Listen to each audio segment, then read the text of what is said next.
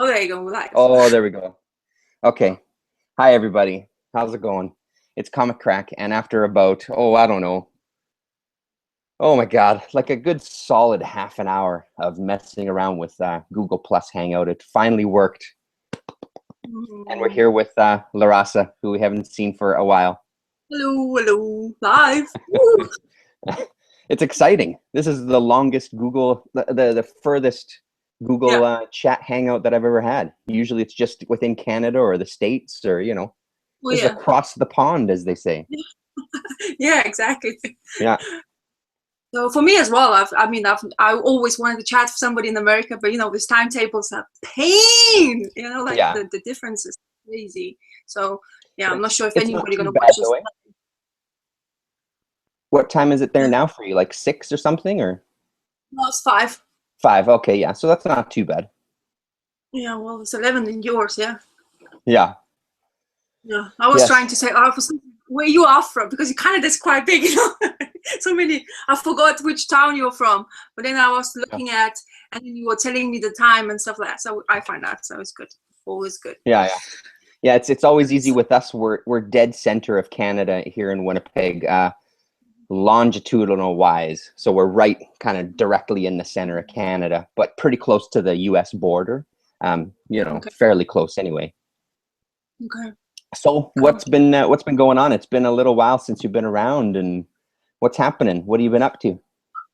I actually I went in January. I think I went to South Africa. My husband's is Oh, from there, and we went to visit family again. And after that, when I came back, I really struggled to come to reading comics, and I'm still am, especially new ones. yeah, There's so many, and maybe I'm getting very tired. And I was at the time about March where I couldn't be bothered. Honestly, the stack was piling up, and I had like that stack of books to read, and I was like, I don't know what's going on. So I didn't really have much fun. And YouTube was the first thing I wanted to do as well, because, you talk comics most of the time. So I didn't want yeah, to do anything else. And kind of down in period as was. So kind of didn't want to produce any video, which I wasn't feel like talking about something.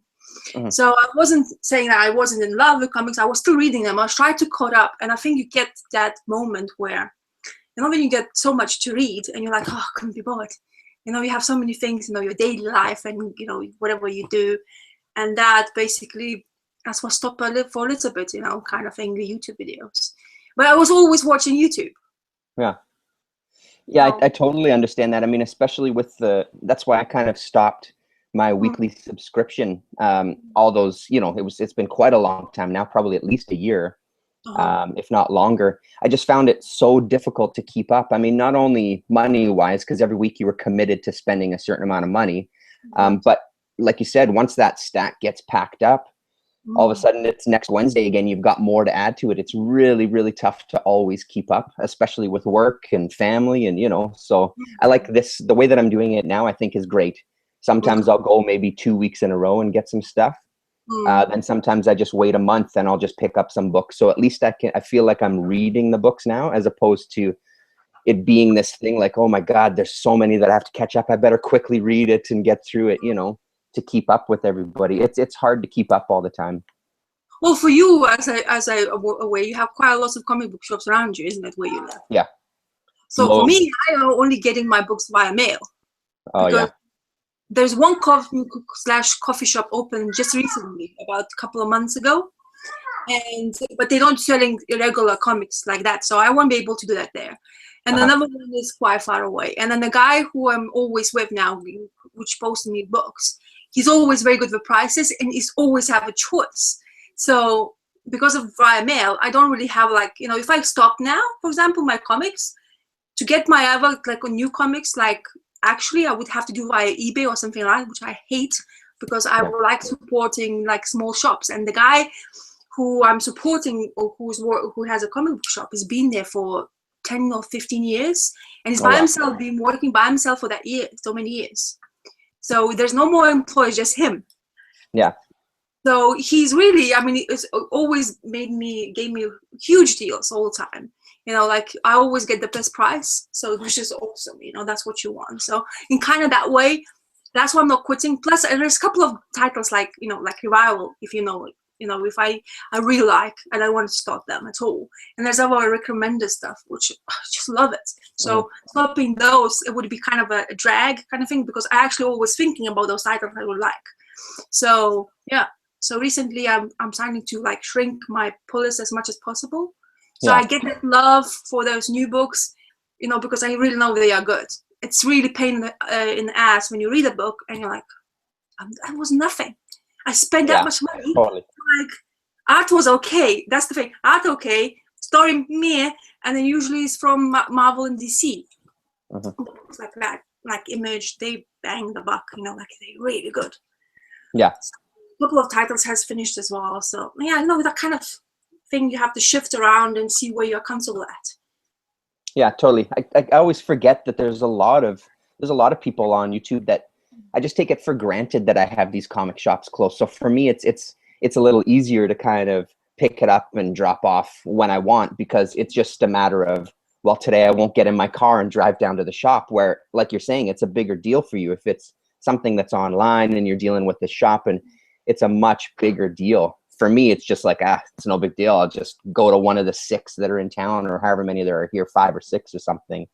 It makes it a little easier. But yeah, it also gets frustrating with some of the titles. And I'm finding even with the choices of, now that I've discovered that Boom Studios is something I should be looking into a little bit more, that just opens up a whole wide range. Now there's a million more titles, and it's so tough because, again, it almost feels like that, keeping up thing again, or you don't want to miss something good, right? But it's always a gamble, I think. I read this one the other day, I think it was John Flood, that was recommended by a few people, and I mean, it just didn't work for me. I thought it was a weak issue.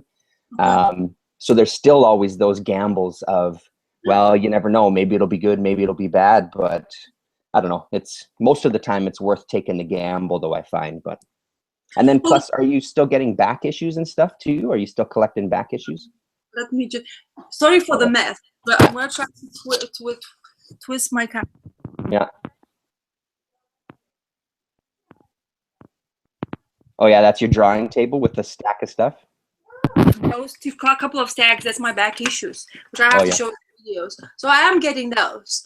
And that's the thing, what fuels my kind of anger with new issues is that, those old books from the like Bronze Age or Silver Age, you get them for, let's say, £3, let's say, or whatever, $3. And then you get that book, which is like awesome artist, great storyline. And that's from that like whatever age. And then you get new one and you compare two, and they don't compare. So I become like, I'm liking back issues more, and I actually want to read them more, and I want to read new books. So so that's why I'm been struggling. Hello. Say hi. Sorry, she came down to say hi. Sorry to interrupt you there. Hello. Can you say hi? No, nothing? You're just stunned? You don't know what to say. Going up fast. Hello. Yeah, she's getting big. Sorry, a little guest appearance. Are you going for a nap? Yeah. Okay, sweetie. Bye. Say bye. Bye-bye. Bye-bye.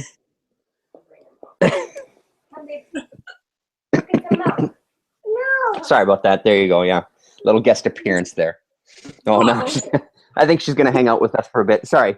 The other thing about, just to continue your thought on the back issues again. So that's what I'm saying, in comparing to price, when you pay £3 for a book, the new one, and then you pay £3 for older one, why nobody, I mean, I just, sometimes in my head, I just get like, okay, I don't want more new issues. I want to know exactly where the comics come from, kind of thing, In that sense, that you double think before you order, Yeah. What is? So that's why I was trying to shrink my pull list, but it's kind of tough because you read the issue and you're like, oh my god, this is good, and you wait for another month, and you, oh, that was shit. That didn't something happened, or you woke up in the wrong time, and you read on the wrong time, kind of thing. You have to be kind of moody in a certain way to excite the books, or books it doesn't get excited for me sometimes. Like even my favorite book, Revival, the last issue came out, I was reading, and nothing hit me, like nothing. It was like never happened that before. But then I realized I was like in really foul mood, so I kind of understand why. So I read it.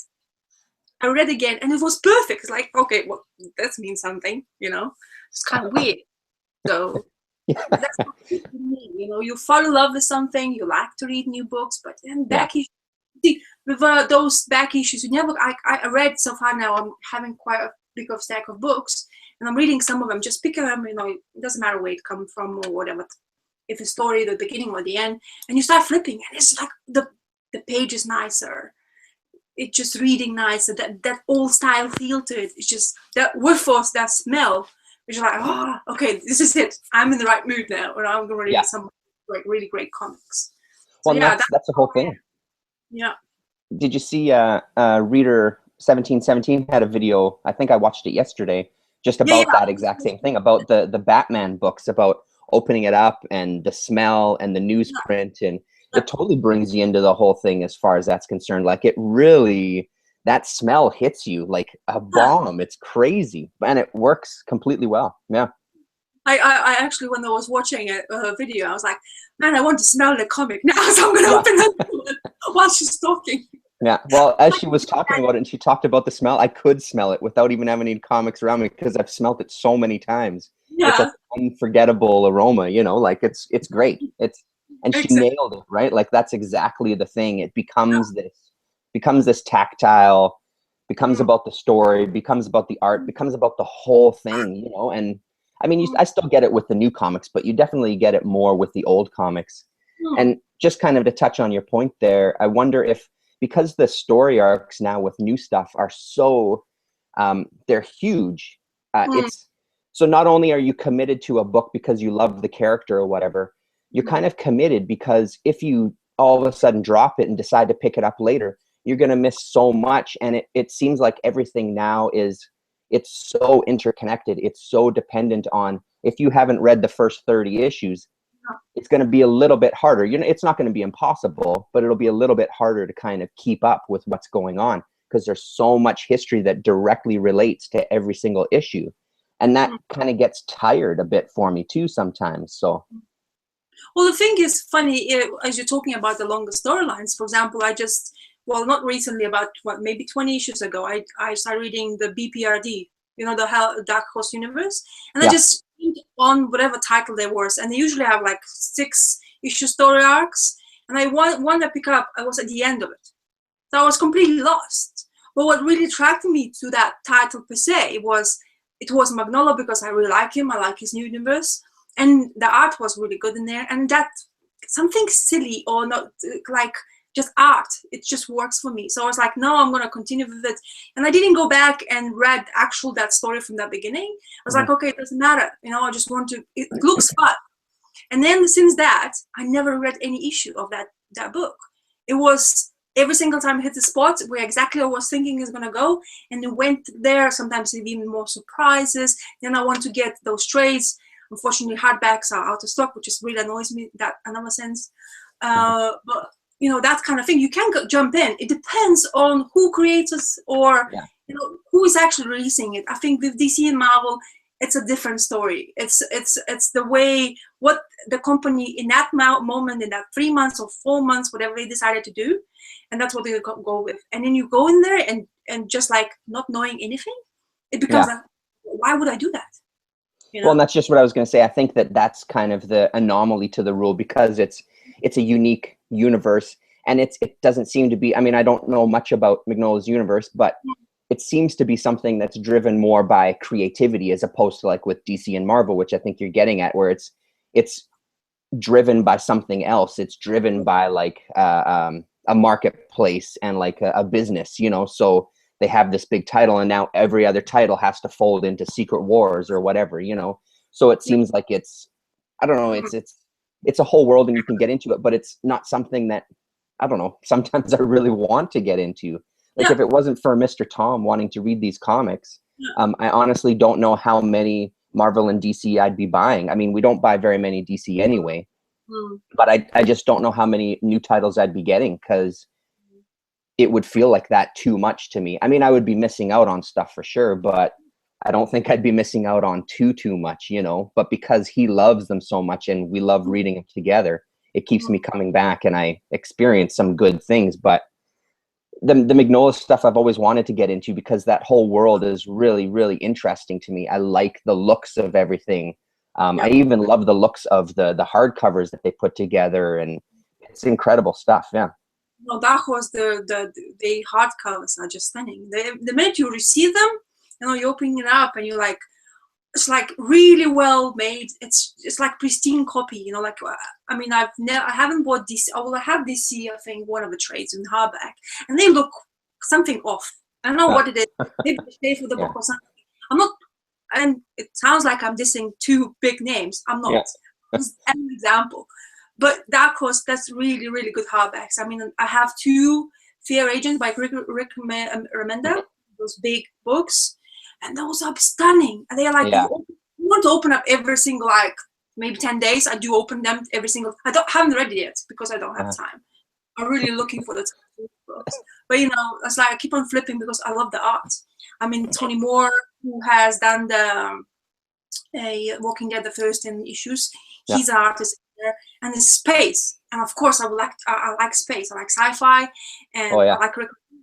I mean, that's two bonuses in there straight away. You know, like because he's a really good writer. He wrote Uncanny X-Force. I really love. You know, one thing I really like about that one, I didn't thought Deadpool in there is superbly done. Like people were talking about. So, as I'm saying, like funny how some things somewhere. It's like that. You can pick it up and just easily do it. And then Marvel, DC. You know, I have one Marvel and one DC book in my pull list. Wow.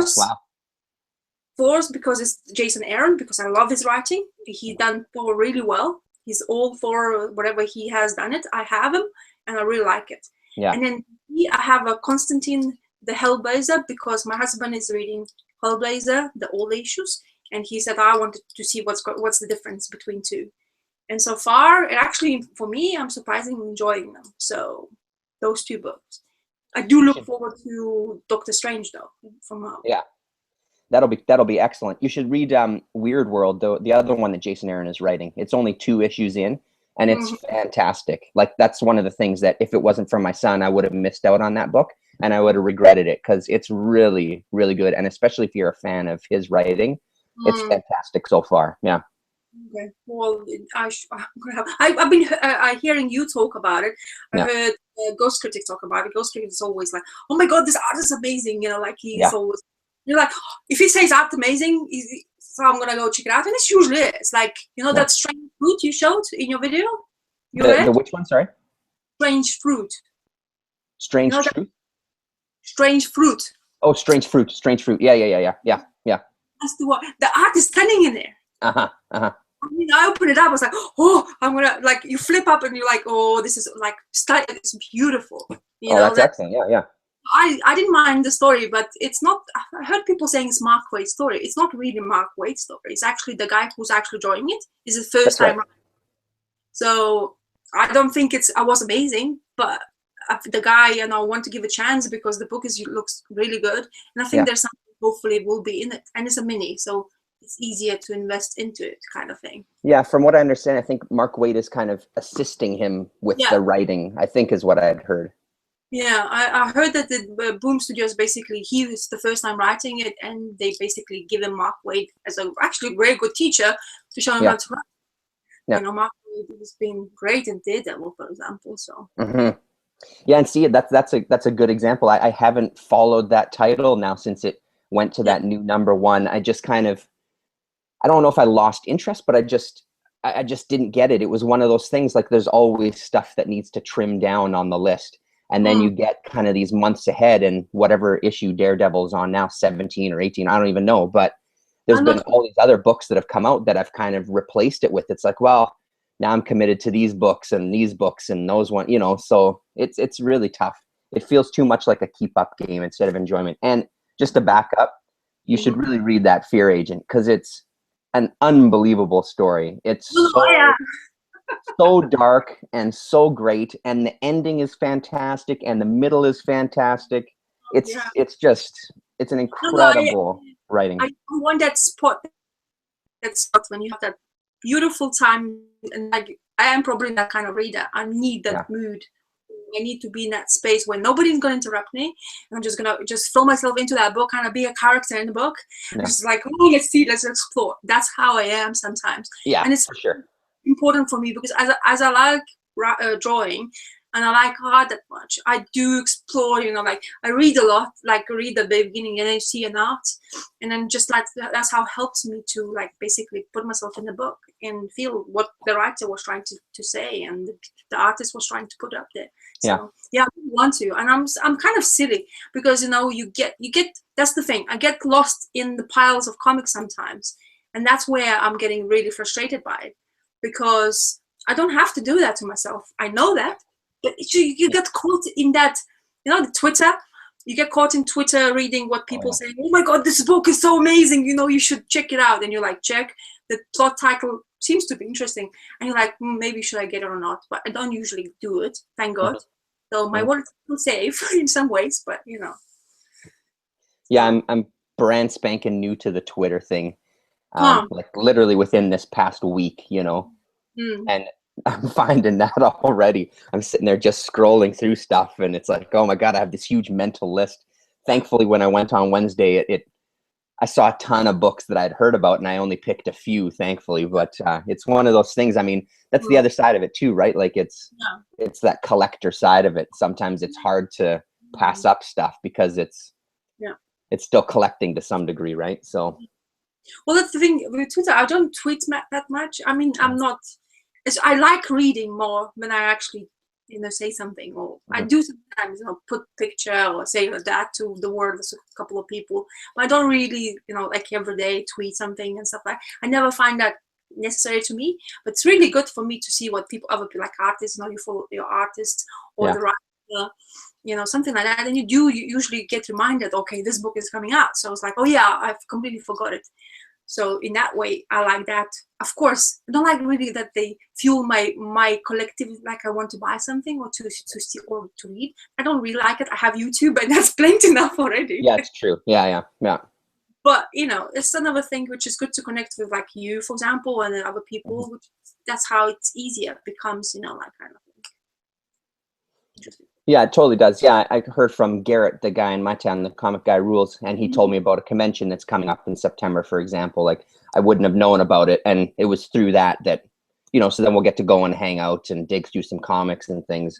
But, yeah, I like it for that. I actually stopped following a couple of musicians that I like, though, because I found that they started using it it was just so promotional, and then retweeting promotional stuff from other people. So all of a sudden my stream was filled with like promoting one album. It's like, okay, I get it. Your album. Yeah, we got it. So I ended up unfollowing them actually, because it was so much advertising. It ceased to be like a communication. It was more like spam on my in my inbox or something, that I just had to get rid of. And then if you get your Twitter and you don't know how to switch off notifications, like beep beep beep beep beep beep every single 5 seconds. Yeah. Like, my husband's like, what is this shit? Yeah. There's who's messaging you? Which boyfriend do you have there? Like, yeah. My wife hasn't got to that point yet, but I'm sure she sometimes looks at me. I can see her looking at me like, what are you doing on that thing? So yeah. Yeah. I try to put it down. As well. It's like, what is that? What is this? It's like, it's just a tweet. I'm just reading a tweet. Oh, who are you talking to now? And just laugh, it's not like he's jealous. It's just like gives me shit. Yeah. Reasons like, you don't need the shit. It's like, I know, but it gives me information. Yeah, totally, and that's what it comes down to. Yeah. So, are you still? I see a bunch of drawings behind you there. Are you still kind of at the table drawing a lot, or? I tend to sketch now more than I do actually drawings. Lately I've been having some back problems because of the way what work I'm doing. I'm doing very physical work most of the days, and but I do sketch a lot. You see, so I always trying to keep my hand going as much as possible. Not a finished. You see, sometimes finished work stops me from doing something.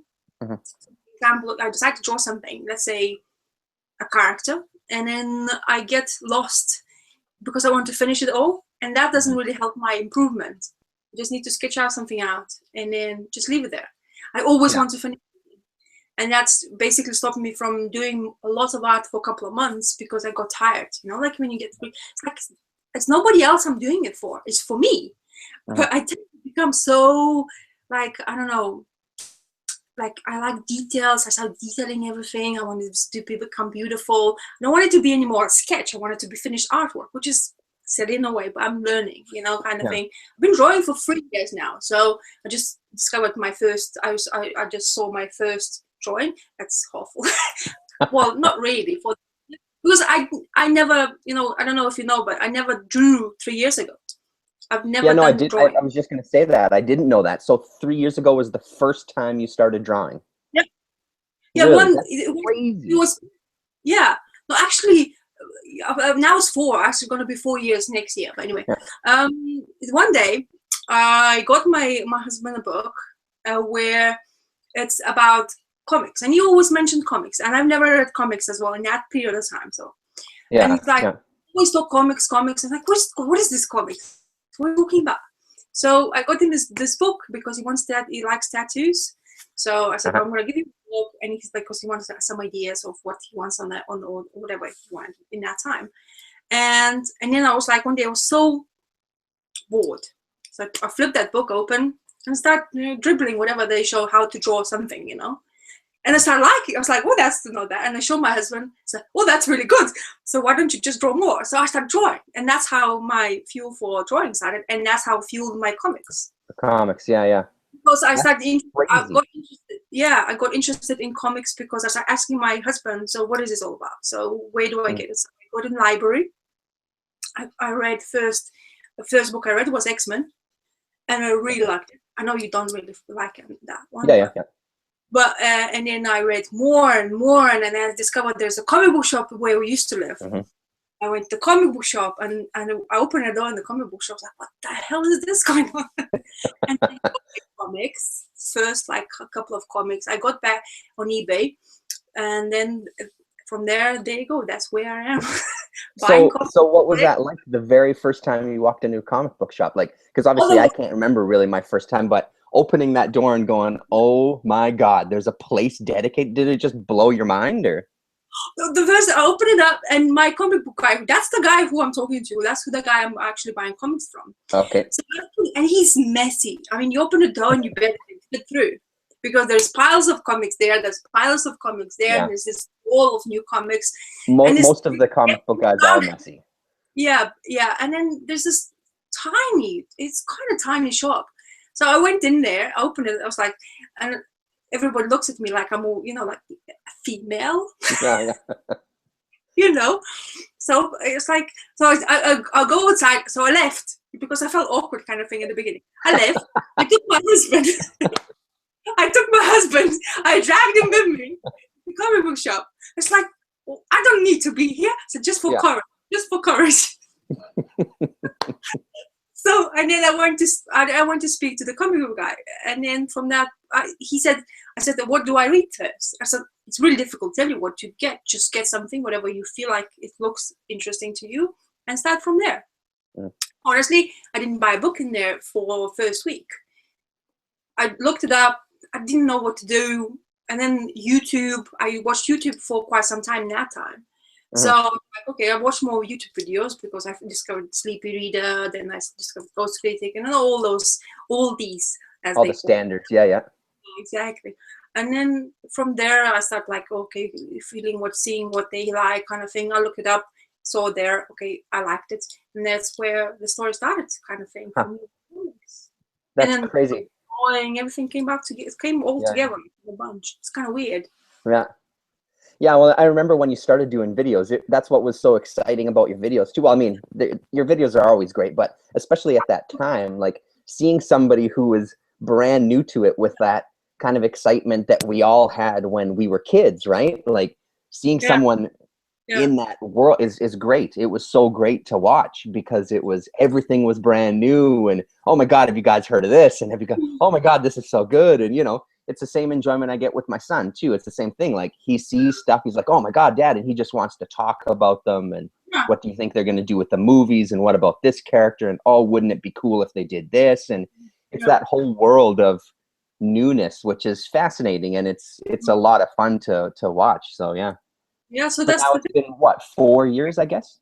Yeah, something like that. It's about Yeah. 4 years I've been reading comics and drawing, basically, almost similar timing. I'm really bad with dates, so Yeah, yeah, yeah. these precise things, but I figure how much it is, well, how long I've been living in this address now, so kind of along that 4 year period. So yeah, but yeah, I mean, as I say, I'm not dissing the new of the books. Yeah.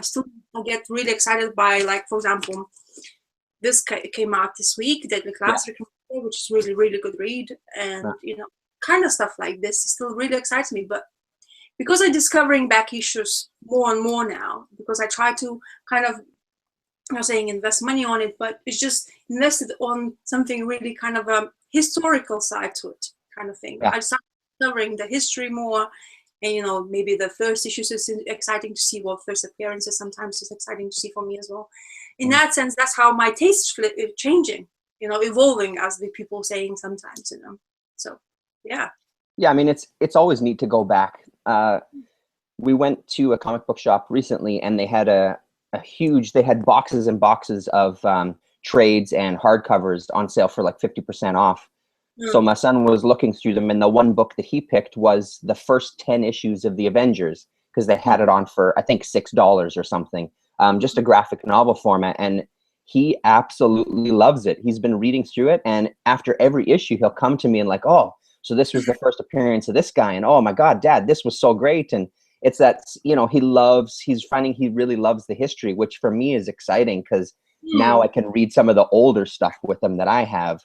And I've been kind of showing him through my comic boxes of older characters and some of these older comics. And so he's starting to get that interest as well, which is, thank God, at least we can read some stuff that we have instead of going to buy a bunch of stuff, Yeah, well, that's the thing. It's difficult with kids because the interest is like, 'cause I have my nephew, and I always tried to get him involved in the comic books kind of thing. I bought him a couple of books, and I didn't not interested. Computer game, computer. That's it. I was like, oh, that's so boring, man. You need to read something interesting, Yeah. It's like, oh, you crazy aunt, go away, Well, and like I said, I think before in my videos, I'm still at the fun stage with him that everything I do is still cool to him. I'm sure that's going to pass soon enough, but for now, I'm just kind of living in that moment of like, yes, we can do this together before you go. Yeah, leave me alone. I'm going to my room, or I'm going out with my friends or whatever. So yeah. Exactly. It's crazy how things are. Well, comics, as I say, I mean, when I discovered, I didn't really think about something like that. I kind of, because in my country where I'm from, comics never were something. I mean, you get the books like graphic novels maybe, but never comics things, because of the history of my country, and where we were invaded by Russia for a very long time. We were not allowed to even glance at the western part of Europe. If you are having for example, my father got arrested just because having something western, like he had music, Pink Floyd. He loves his Pink Floyd, and they found a cassette of Pink Floyd with him while he was driving with his friends, and they got arrested. Wow. So, sorry, where are you originally from? Lithuania. Oh, okay, yeah. So that's Eastern Baltic side of that. So I'm there from, and reading. Oh, sorry, my thing. That sounded like a Twitter.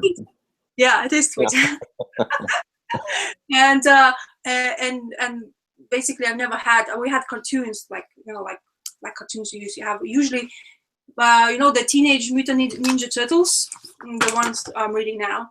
Okay, so when they come out, I was watching in Polish. So I didn't understand them at the beginning for like a couple of years.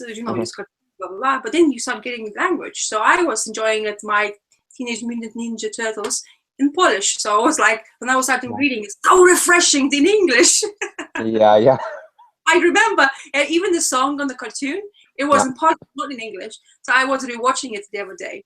I was like, so bizarre. It doesn't make sense to me because it's not in Polish. Yeah, you're so used to seeing it one way, yeah. Yeah, so discovering comics, I'm like a child. As I was saying to my husband sometimes, you go to the shop or you go buying back issues, and you're like, it's like the best toy shop ever. You know, there's boxes and boxes and boxes and boxes, and you're like, I can dig in there, you know, see something amazing. So, Well, and honestly, that's the way it should be, though. Like, it should be, no matter how long you've been reading it for, it should be like that. You should always walk in and have that experience, because it's fun. Like, it's a fun hobby. At the end of the day, that's what it is, right? And if you don't enjoy it, or you don't get that thrill, I don't know. I don't really know what you could be getting out of it if you're not getting that thrill. You know what I mean? So, because I still do that. I walk into shops, or if we go on a trip, I go and look for a comic shop so I can dig through their boxes.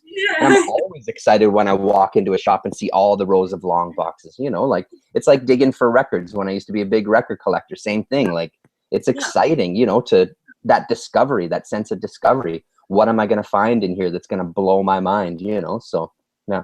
That's the thing. When me and my husband goes on the road trip, let's say, or somewhere, and the first thing we do, I do, is like comic book shop, and he's like, oh, not again. But he always is very accommodating. It's actually really nice to have. And now he's actually reading comics. Okay. He's the one who told me stories of him reading comics in childhood. So in South Africa, we were getting all American comics still, and in that time when he was growing up, so he was reading X-Men, he was all Marvel stuff, DC. His favorite, now I'm forgetting the name of that character he really likes. But anyway, so he's the new Image comics, those 90s comics, he remembers them. So yeah. Now he reads more comics sometimes than I do, because now we have that video I made of that chest of drawers, that filing cabinet. Yeah. So the filing cabinet set up so easily after the bedroom, so he can pick it up anything and go, whatever, read and do it. And now he reads actually more than I do. So I was like, how could you manage to read so many? And I do. I am the one who's collecting them. You know, I'm supposed to be reading Wednesday. Well, that's the thing. You're collecting them. He's reading them.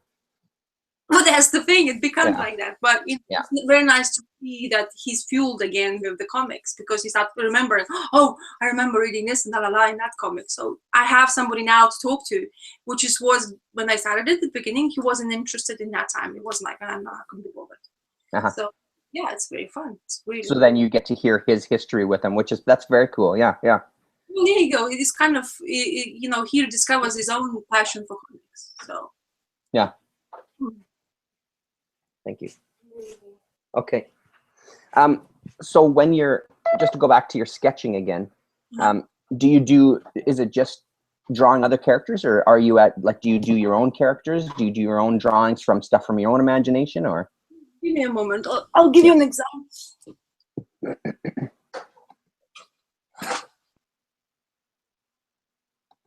I tend to not to, it depends on the mood, on the day. I tend to draw most of the times, or sketch most of the times, when I am at work.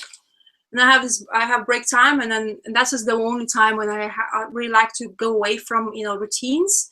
So sketching basically helps me to get away. And I'll tend to draw, I don't know if you can see it properly. Oh yeah, I can see it, yeah. Yeah, I can tend to draw things, whatever gets me. I see a picture, and then I was like, okay, I kind of want to try. I see a figure, I want to try. And I saw a movie, I want to try to draw it, something in different ways. So I am not finished with that. But that's my own idea. I was thinking, I was reading Thor's #2, and somehow I had this idea in my head. I don't know, that's a bit weird.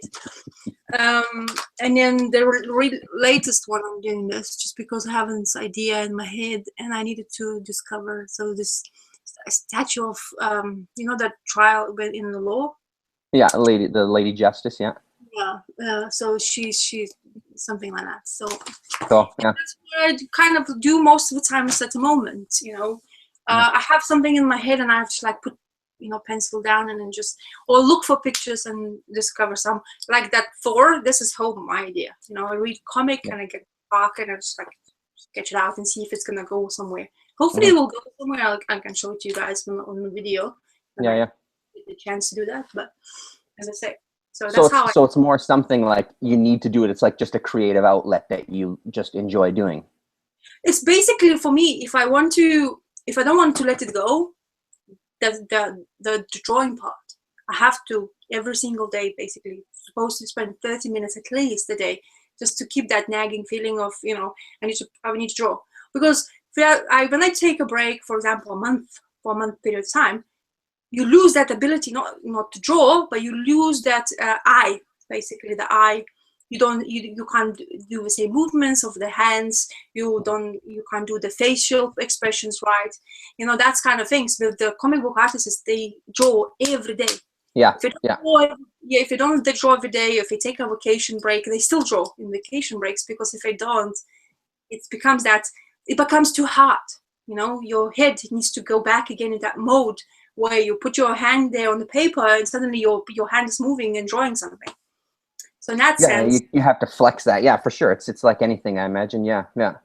So that's why for me, comics in a way, it's a kind of fueling as well for the drawing, because if I don't see an art or whatever, somebody drawing something, I tend to like, oh yeah, I can't be bothered. No, I'm tired. Like, oh, 30 minutes. Oh my God, that's so much time. So something like that gets in my head, and then like, no, I have to do this, because I want it. I actually do enjoy it. The space between the time when I hit the pencil to the paper, I'll get lost completely. Nobody's near to me. Is that space I really enjoy. I'm not saying that I'm a loner, but it's just that's how it makes me feel. It makes me feel comfortable, the comfort zone. So yeah. Yeah, when I used to do a lot of music, I used to do stuff at home myself too, and just kind of set up my gear and put on the headphones, and it would be the exact same experience. I'd get lost in it for hours, and sometimes I would, I'd miss dinner because I was so involved in it that I just wouldn't eat, and I would just get so focused.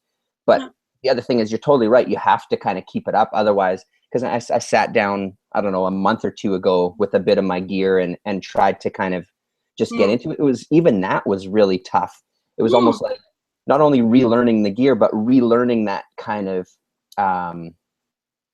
creative mindset. Like it's something that you have to keep up with. I think. I mean, you don't lose it completely, but you definitely notice that it's a little more difficult to get into it. To kind of get to that place takes a little more work before you can lose yourself in it again, because you're kind of relearning the whole thought process, I guess, to some degree. Yeah. Well, there's a story I read once when I was back in my country. There's this famous painting artist who broke his arm, who painted. So he was thinking, this is it, my career is over. He was one of the famous ones. His art style pages were like the paintings were selling so many, for so many. His livelihood basically, and he broke it. So he decided to teach himself with the left hand. It took him 1.5 years just to move that hand, the left hand, the way he was feeling comfortable with. Not drawing. That's not talking about drawing. 1.5 years, and took him just to actually feel like left hand is working. And then about, I think, 3 years passed, and then his right hand was fine, perfect. So he could start going back to work and doing whatever. He stopped drawing it or painting it, started doing it with left because he thought it's better, and he started selling even more. So imagine how it is with people. You have to adjust, or you just keep it up. You have to. Your brain. It's not your hand what does the job; is your brain does it. So if your mindset is right, you should be able to draw. But that's the thing. It's still that, that work, that hours you put up on that piece of paper, how many strokes you have done. That's the very important part as well. So that's why the one thing is really fascinating for me and I really kind of miss it, is that comic books don't get to have that people, like back pages usually have like explanation how they did it. Like this in Deadly Class, you still get that. Oh yeah. Telling you how he has achieved that page, the inking stages and stuff like that. And there's so much involvement. I was, this size. I took this size, I put it square, and I decided to draw something in it, ink it, everything, and color it. It took me, well, I am rusty, but it took me like 4 hours. Just that. So imagine you have a page. To do like one panel. Yeah, one panel, basically, yeah. So you have a page to do that, and they do that. You have to keep up with the deadlines, and then imagine, okay, probably half of the month artist has the time to draw the page, and an inker has the time to do that, and then the colorist has to do that. So imagine how much steps they have to go through just for us to enjoy this little thing. Yeah. So and then kind of put that back to like those older issues. So Yeah, same schedule, you know what I mean? Like now, I mean, I'm assuming that technology makes things a little bit easier. I'm not saying that it makes it easy at all. It's still hard work, but I just look at some of those older comics and think of that. And then the printing process itself. And my God, man, the schedule, like, and then you think of a guy like the Kirbys and the Ditkos who were doing a lot of work on many titles. It's completely mind-boggling that they could keep up this pace. And I think that's, you know, that's the famous thing you hear about Kirby is that he just drew all the time. He didn't really yeah. do anything else. He was drawing. That was it, you know. Well, I believe if I'm right, I'm not sure if I am right, but whatever Kirby has drawing, this was everything in his head. He didn't have to look at references, nothing. He went, look at a piece of paper, he's put some lines in there and just start drawing. And that's the quickest way to do it. If you start looking for references, that's another day past, let's say, if you need to. And also imagine new artists now, okay, they do have technology like tablets and stuff like that where you can actually draw on it and digitally. Then you can go online, you look for expression of the character, you can take that away, and that's supposed to be easier.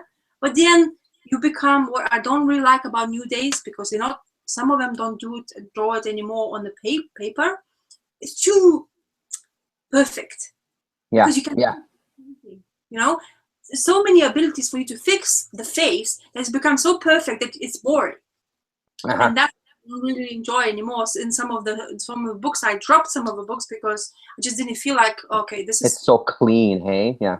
it's so crisp and tidy. I want that messiness. I want that maybe a blotch or something or ink on paper, because I was, okay, maybe he made a mistake. Oh, how exciting is that? What happened in that time? That would be superb. But of course, because we expect quick, Yeah. we move ourselves to that direction. It's not anybody's else's fault, it's ours, because we demand. In that sense, that's so some of the books, as I say, loses for me personally. I lost interest because I am, of course, at first and story after that, but most of the time stories actually drives me to read back the books again. So you know, that's how it is. It's Totally. I don't think it's very good for longer running for the comics, in my opinion. If it's to continue like that, I think people starting to realize that, you know, those back issues or the way they were doing that on a piece of paper is so much more refreshing. It's so much better. It just looks much better. Yeah. Well, I think the talent was a little more so. I'm hesitating. I don't want to, but I think honestly it is. I think it's not that it's not a talent or a skill now. I think it was just, I don't know. I can appreciate it more with that because I can imagine the amount of work that has to go into it. I find with the digital stuff, it's still a bit of a mystery to me to some degree. But what little I do know about it, it just, like you're saying, you know, you can have your tablet with you. There's so many references that you can find. Everything is right at your fingertips. You can have all your utensils, where when they're doing the old ones, they had to go sit at their board with their oversized piece of paper and really sketch it out. And it's, I don't know, it just seems like there's more artistry involved in it sometimes. And then that completely gets blown away when I see books like This Strange Fruit or just whatever other titles that I'm enjoying. Even this Dark Corridor, art is amazing in it. It's absolutely incredible. And I find sometimes I can't tell, if I can't tell how much is digital, even though I imagine that most things are digital nowadays, that's what really draws me to it. Because that's one thing that I end up saying to myself when I see some of the DC or Marvel stuff that I don't respond to. The immediate thing that comes through my head is that looks digital. And if I can tell that it looks digital, somebody that doesn't really know much about that world, it's just not something that appeals to me. Because like you're saying, it's, for me, it's a visual medium first and foremost. Story is important for sure, but if I can't look at the pages, I'm not even going to give the story a chance. You know, it might be the best story I've ever read in my life, but I'm not going to read it because the art doesn't appeal to me. So the one of the most famous those artists now these days, Saga, Fiona Staples, she's all digital. There's no prints of anything, so the only prints you get, then they print out whatever, you know, she draws it. So in that sense, yes, of course, I have not I actually dropped Saga, but her art was always, I was always double guessing myself, is this digital? When I realized that it is, because she's now quite famous because of the Saga and stuff like that, is that she's told she's digital. In that sense, I can actually start to realize where, you know, everything, whatever digital part is. But she's really good at it. And that kind of sense, yeah, you have to, she is digital artist, which is, in that sense, there's a sort of name for that, and she's really good at it. And yeah, it's always really nice to see. But I think she's kind of an anomaly, though, because she takes it digitally and it becomes about a style. She's made a style out of it, as opposed to some of the other digital stuff that you see. It all kind of looks the same as the other digital artists, whereas she really has her own voice. So she takes that kind of digital medium and makes something unique out of it, Yeah, well, that's the thing. That kind of artist, you can understand. That's where, okay, she's awesome. So she's really good at it, and it looks really stunning when you look at it, and that's where okay, you understand she's an artist of like digital. So, but as I say, when I see a book, if you can actually sense that it has actually been drawn on a piece of paper, it's just that much more special for me. Maybe I'm a little bit old-fashioned in the sense of that, but I really like it. I just the details is maybe a bit more, and you see the mistake sometimes if you have a good eye. But if you see the mistake, it's like, oh, actually, it's not perfect. My book. So yeah. Yeah, and one of the books that I got for myself from this sale was a Darwin Cook, the Last Parker series, and it's the thing that I think of when I see his art. It kind of has that classic illustration look that I really respond to, and then the colors don't hurt it either. But there's something about seeing, like I've said a million times in my videos, like seeing the line and seeing somebody that can do that line, and it's just incredible to look at. It just makes it all the worthwhile for me. So, well, one of my favorites, it's just unfortunately finished, is Fables. This is the last issue. That's the trade. It came out. So it's Mark, and his art is stunning because he's in the pages. Actually, one of the comic book shows. I recently went to London, picked up those back issues, and I went to the comic book shop, and there was his original art there for sale. Oh wow! Yeah. So tempted, but I was like, no, I can't do it. It's too expensive. Just for, I mean, I would love to have, like, probably my walls would be covered with original art, but that's so expensive. It's just like, it is. But I agree with you. My walls this house would be covered with it, because something about seeing those pages is absolutely amazing. Yeah, well, that's the thing. I recently just got hold of that Commander's Artist Edition. IDW releasing those. Oh yeah. So I got that Commandy, and oh my god, it's pleasure. Every page you turn, and you're like, oh, he made a mistake. He blotched that out and stuff like that. He did that stroke. It's so good to see. Yeah. So those editions scare the hell out of me, because they're so amazing. They're so incredible. Well, that's the thing. I was, when I saw that they're releasing this Commandy Volume 1, and I was like, I'm really petrified, because I'm gonna spend that much money, and if I, like, the back of your mind, you always have that, well, maybe I'm gonna hate it, and I spent so much money, and then what, do I have to flip it or something, or to get your money back on something like that? But then it's Commandy and it's Jack Kirby. How can it be? How can you say that? So I said to my comic guy, I really want this. Can you please order it? And he's like, are you sure? Because of, money. It's like, are you sure? It's like, you're not my mother. I want the comic. And he's like, oh, okay. So he ordered it. I got it here. And then when I opened it up, I was like, oh, it took me a month to open it because I was scared. Yeah. I see them every once in a while at the shop, like the big boxes. And every time I see even just the boxes, I always pick them up and just kind of look at it and go, oh my God.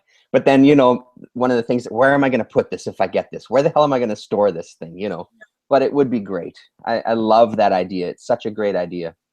Yeah, it's when I honestly, I don't think I'm going to buy another one because of price tag. I don't want to, I'm not saying that it's a bad price tag or that, because it's really, really good quality book. It's really well released. But if you get into that, where are you going to put them? One book for me is already one corner there. It's like specifically allocated, and I'm not going to be able to put anything else there. Yeah, that's correct. Yeah. So in that sense, I don't think I would be able to accommodate them, because I don't live in a place where, I have plenty of it, where I can put them all away. And in that sense, I probably will never get another one. Maybe if something happens and I see something, but I doubt it. I really do. Because not because of what it is, but just because, that space. is Yeah, an issue. it's just not always realistic for everybody. Yeah. Just my mind is wandering to something. Just again to touch on that, the digital. Let me see if I can find the picture here. So I'm reading. We were talking about it. I'm reading this. I finished the first volume of it. I really liked it. In the back, they have some variant cover stuff, and I don't know how much this is going to show up. The Kubert piece up there, they show kind of his pencils in his original drawing, and then they go to when it gets digitally colored. Yeah. And as much as I don't mind that picture, that's an Adam Kubert, I don't mind the finished product. I absolutely think that they took a lot away from his original art. I think the original piece is amazing as like a black and white piece of work. Yeah, that's as a lots of things. It depends. You see, it depends who is gonna do inking, or if they're gonna do inking on the paper, or you're gonna do it digitally. Because as I say, that's what I'm saying about digital. Is sometimes if they make a mistake, they can make it so perfect that an artist who actually was wanting to have it because that it has character in that style of picture, it loses it. It just goes the opposite. Couple of strokes in the wrong way, and that's it. I think that's what happens. Well, and I also wonder that, like on that same note, that because it's so easy to it's so easy to kind of correct mistakes if you're coloring or inking. I wonder if they overwork it sometimes. You know, whereas before you'd only have that one image to work with. You wouldn't have multiple copies of a page from a Kirby. So if you screwed it up, you screwed it up.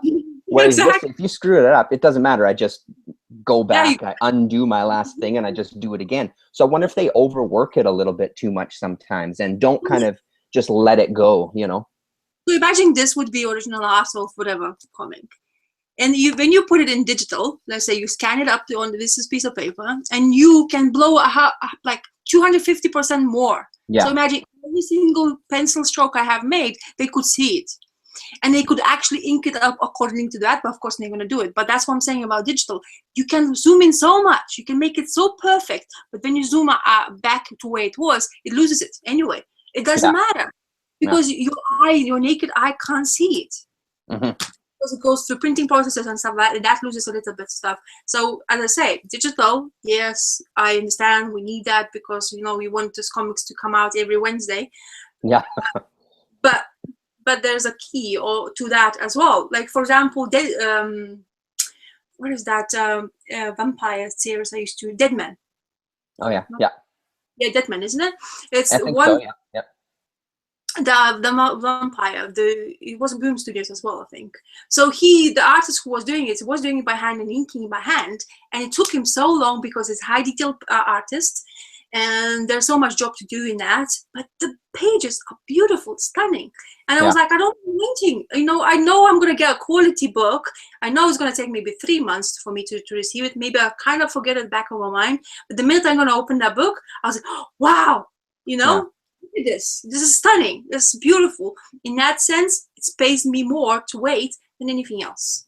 But I think those guys get pushed out eventually, though, don't they? Because it always comes down to, well, we need to be on the schedule, so somebody else takes over an issue here and there, or somebody helps them with the art. And it seems like those guys nowadays get pushed out because they're just not keeping up to the schedule.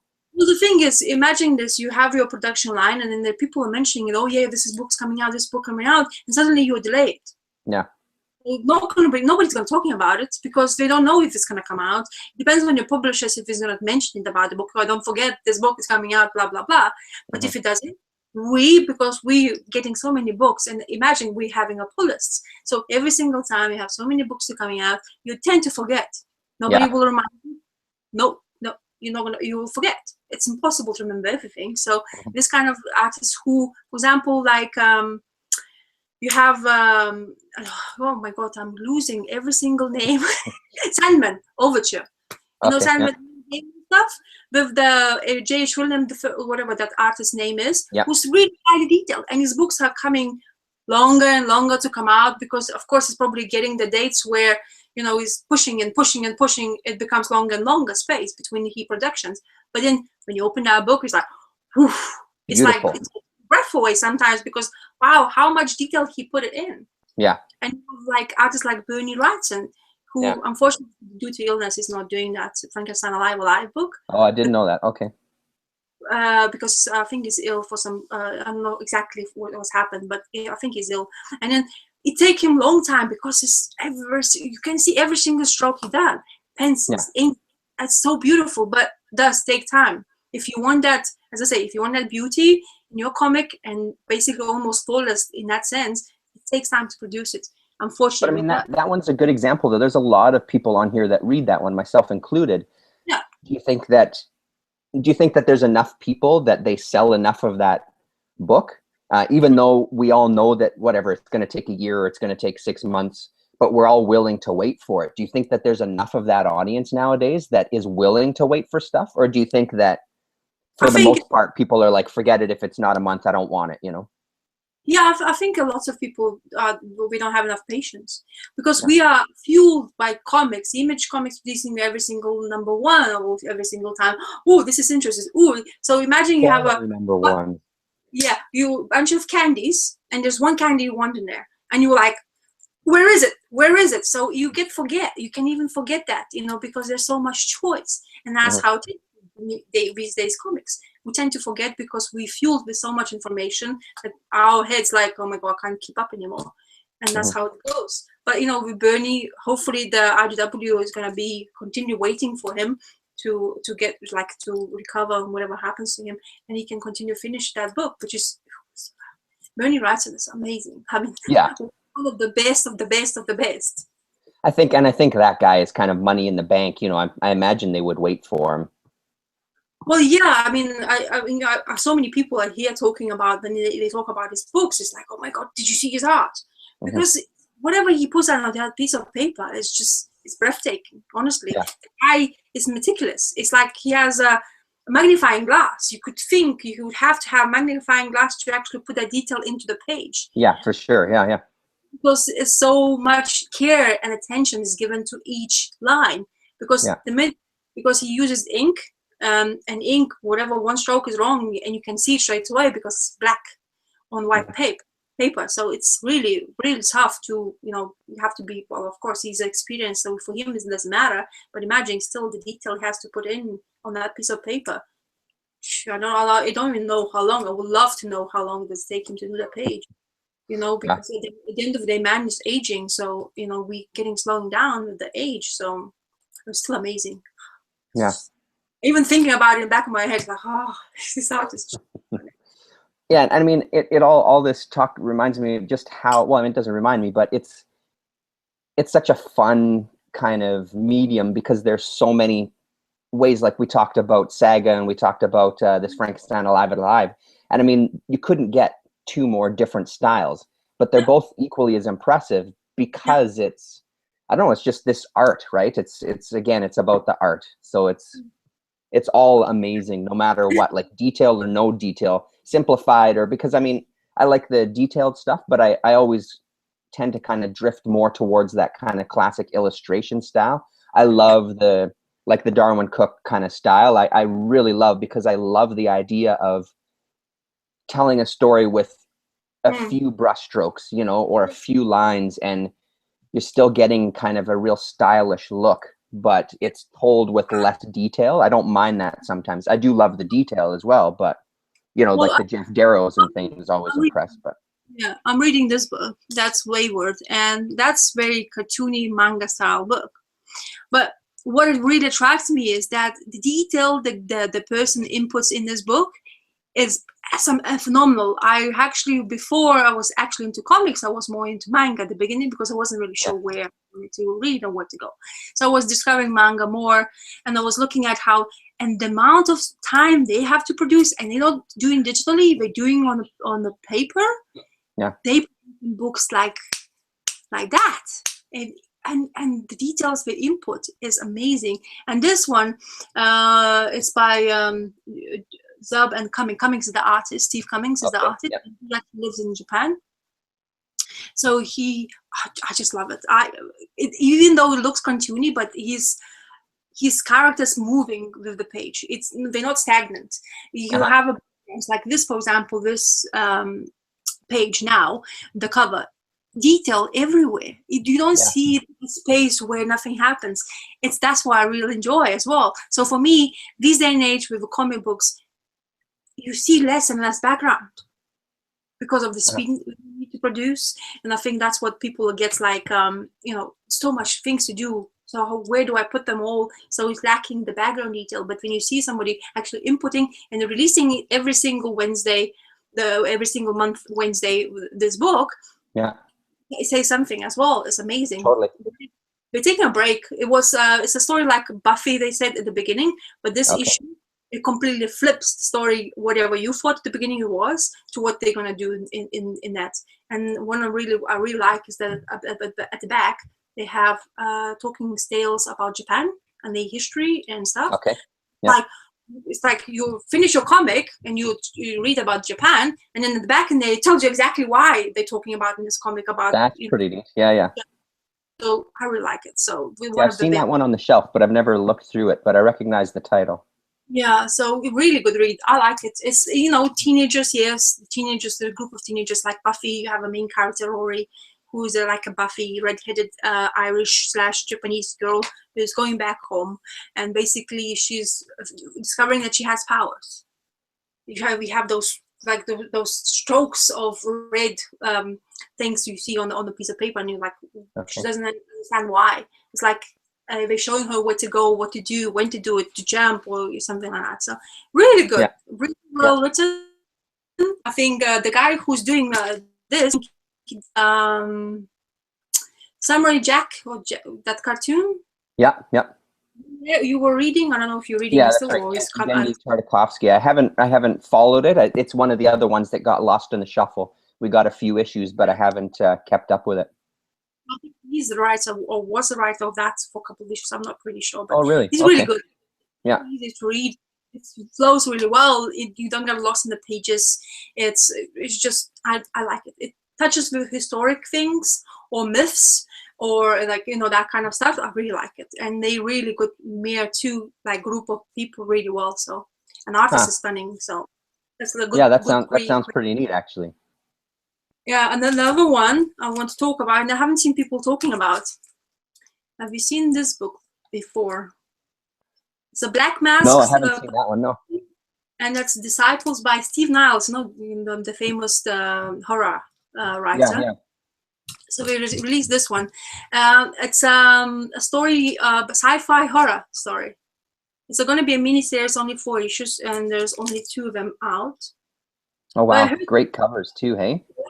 Yeah, I can show you the art. I know you like the art as much as I do. So it's interesting, really, the way they use the tone of the book. Let me show you something which is more speedy. Well, anyway, I'll show you this page. That doesn't say much, but this guy is the artist is from Umbral. I never read Umbral, but he's the artist. No, me neither, but I know the name. Yeah, so, and this is basically, I didn't know that Black Mask is actually owned by Steve Niles and some other guy, which I forgot the name of, course, but a creative group as well. So he decided to have a company of Black Mask, and they created this. And it's coming into TV show. I don't know how much that's important for me. It doesn't, but I'm actually managed to pick it up because they blow up in price and blah blah blah.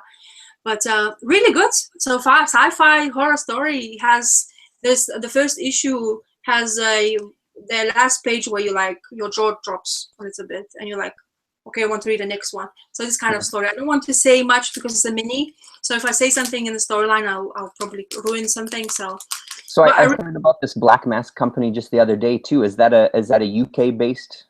No, it's American.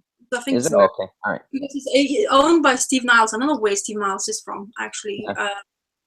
American, I guess. The horror, the famous horror artist, the writer. So it's really interesting. It's a bizarre tale on the space for these three people on the spaceship goes out to help somebody, and hell breaks loose. Basically, we don't know what's going to happen. And there's a bit of religion part in there for these, but as I say, if I say something more, I'll spoil it. So because tried to bulk it in. And actually, for the first issue when I read it, wasn't so bad. I was thinking, oh, it's going to be disappointing because it's a mini, how much they're going to tell first, or how the story is going to progress. The second issue goes with the flow really well, and I really actually want to know exactly what happened. So that was interesting. And another one, Titan. You're reading, yes? The Titan Publication Books, yeah? That's a UK-based one. There's a 21st century tank girl. You should read it. Oh, really? Okay. Humor is it's just silly, but its art is beautiful. It's like 4 stories in one issue. It's 21st century girl is a big thing in UK, as it is from 2000 AD publications. But now they branched it to Titan printing company. I don't know exactly. I don't really know history of that, but I don't know anything about Titan Girl per se. But I picked up the book just because of the artist, and the artist is who created that, kind of famous for that, is band Blur. Okay. The UK-based band Blur. Yeah. Of course I do. Yeah. No, Gorillaz. Okay. Yeah. That Gorillaz, drawn. That's the artist of that tank girl. Okay. So cool. Look, it's bizarre tale. She's very sexualized in some. It's not for kids. Yeah. Her spaceship. It looks like something. I mean, I'm not very sorry. Yeah. But you will see. Phallic. Yeah, but definitely well worth if you like, like something indie and completely out of the blue. It tells you really well. You don't need to be. You're not gonna get lost in the story whatsoever because they introduce you to the character itself. And she's like a bounty hunter, I think, if I'm right. My comic by guy just missed because there's 2 issues already out, and I lost one because he didn't order. He forgot. I reminded him, like, come on, man, where's my issue?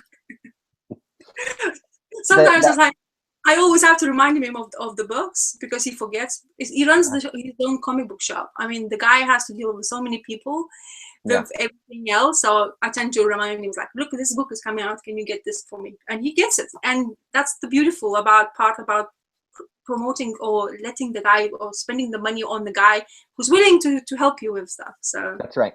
And I think that's one of the main reasons I don't think I could ever go, one of the reasons I couldn't go digital. I love supporting those guys. There's 2 shops in town here that are run basically by one guy. Well, each of the shops is run by a different guy, but they're just kind of a single man unit, and I love going to their stores because you really do feel like you're supporting your community as much as you're buying the comics. I love going to hang out with those guys. They're really nice guys. They're just good to kind of sit and chat with and look through the same thing, really small shops, but they always have something interesting. And it's just nice to support those guys instead of weeding out more mom and pop type businesses by going purely digital. It bugs me a bit. So that Titan Comics, it's funny that in this day and age, there's still things that can go unnoticed. When I got that Surface Tension book from Titan, I couldn't believe that I've never heard of the company before. And then a few people I talked to, everybody had heard of it. So that's also what's so fun about this whole thing, that there's still stuff to be discovered, which surprises the hell out of me. I thought I'd heard of pretty much everything, but no, not even close, apparently.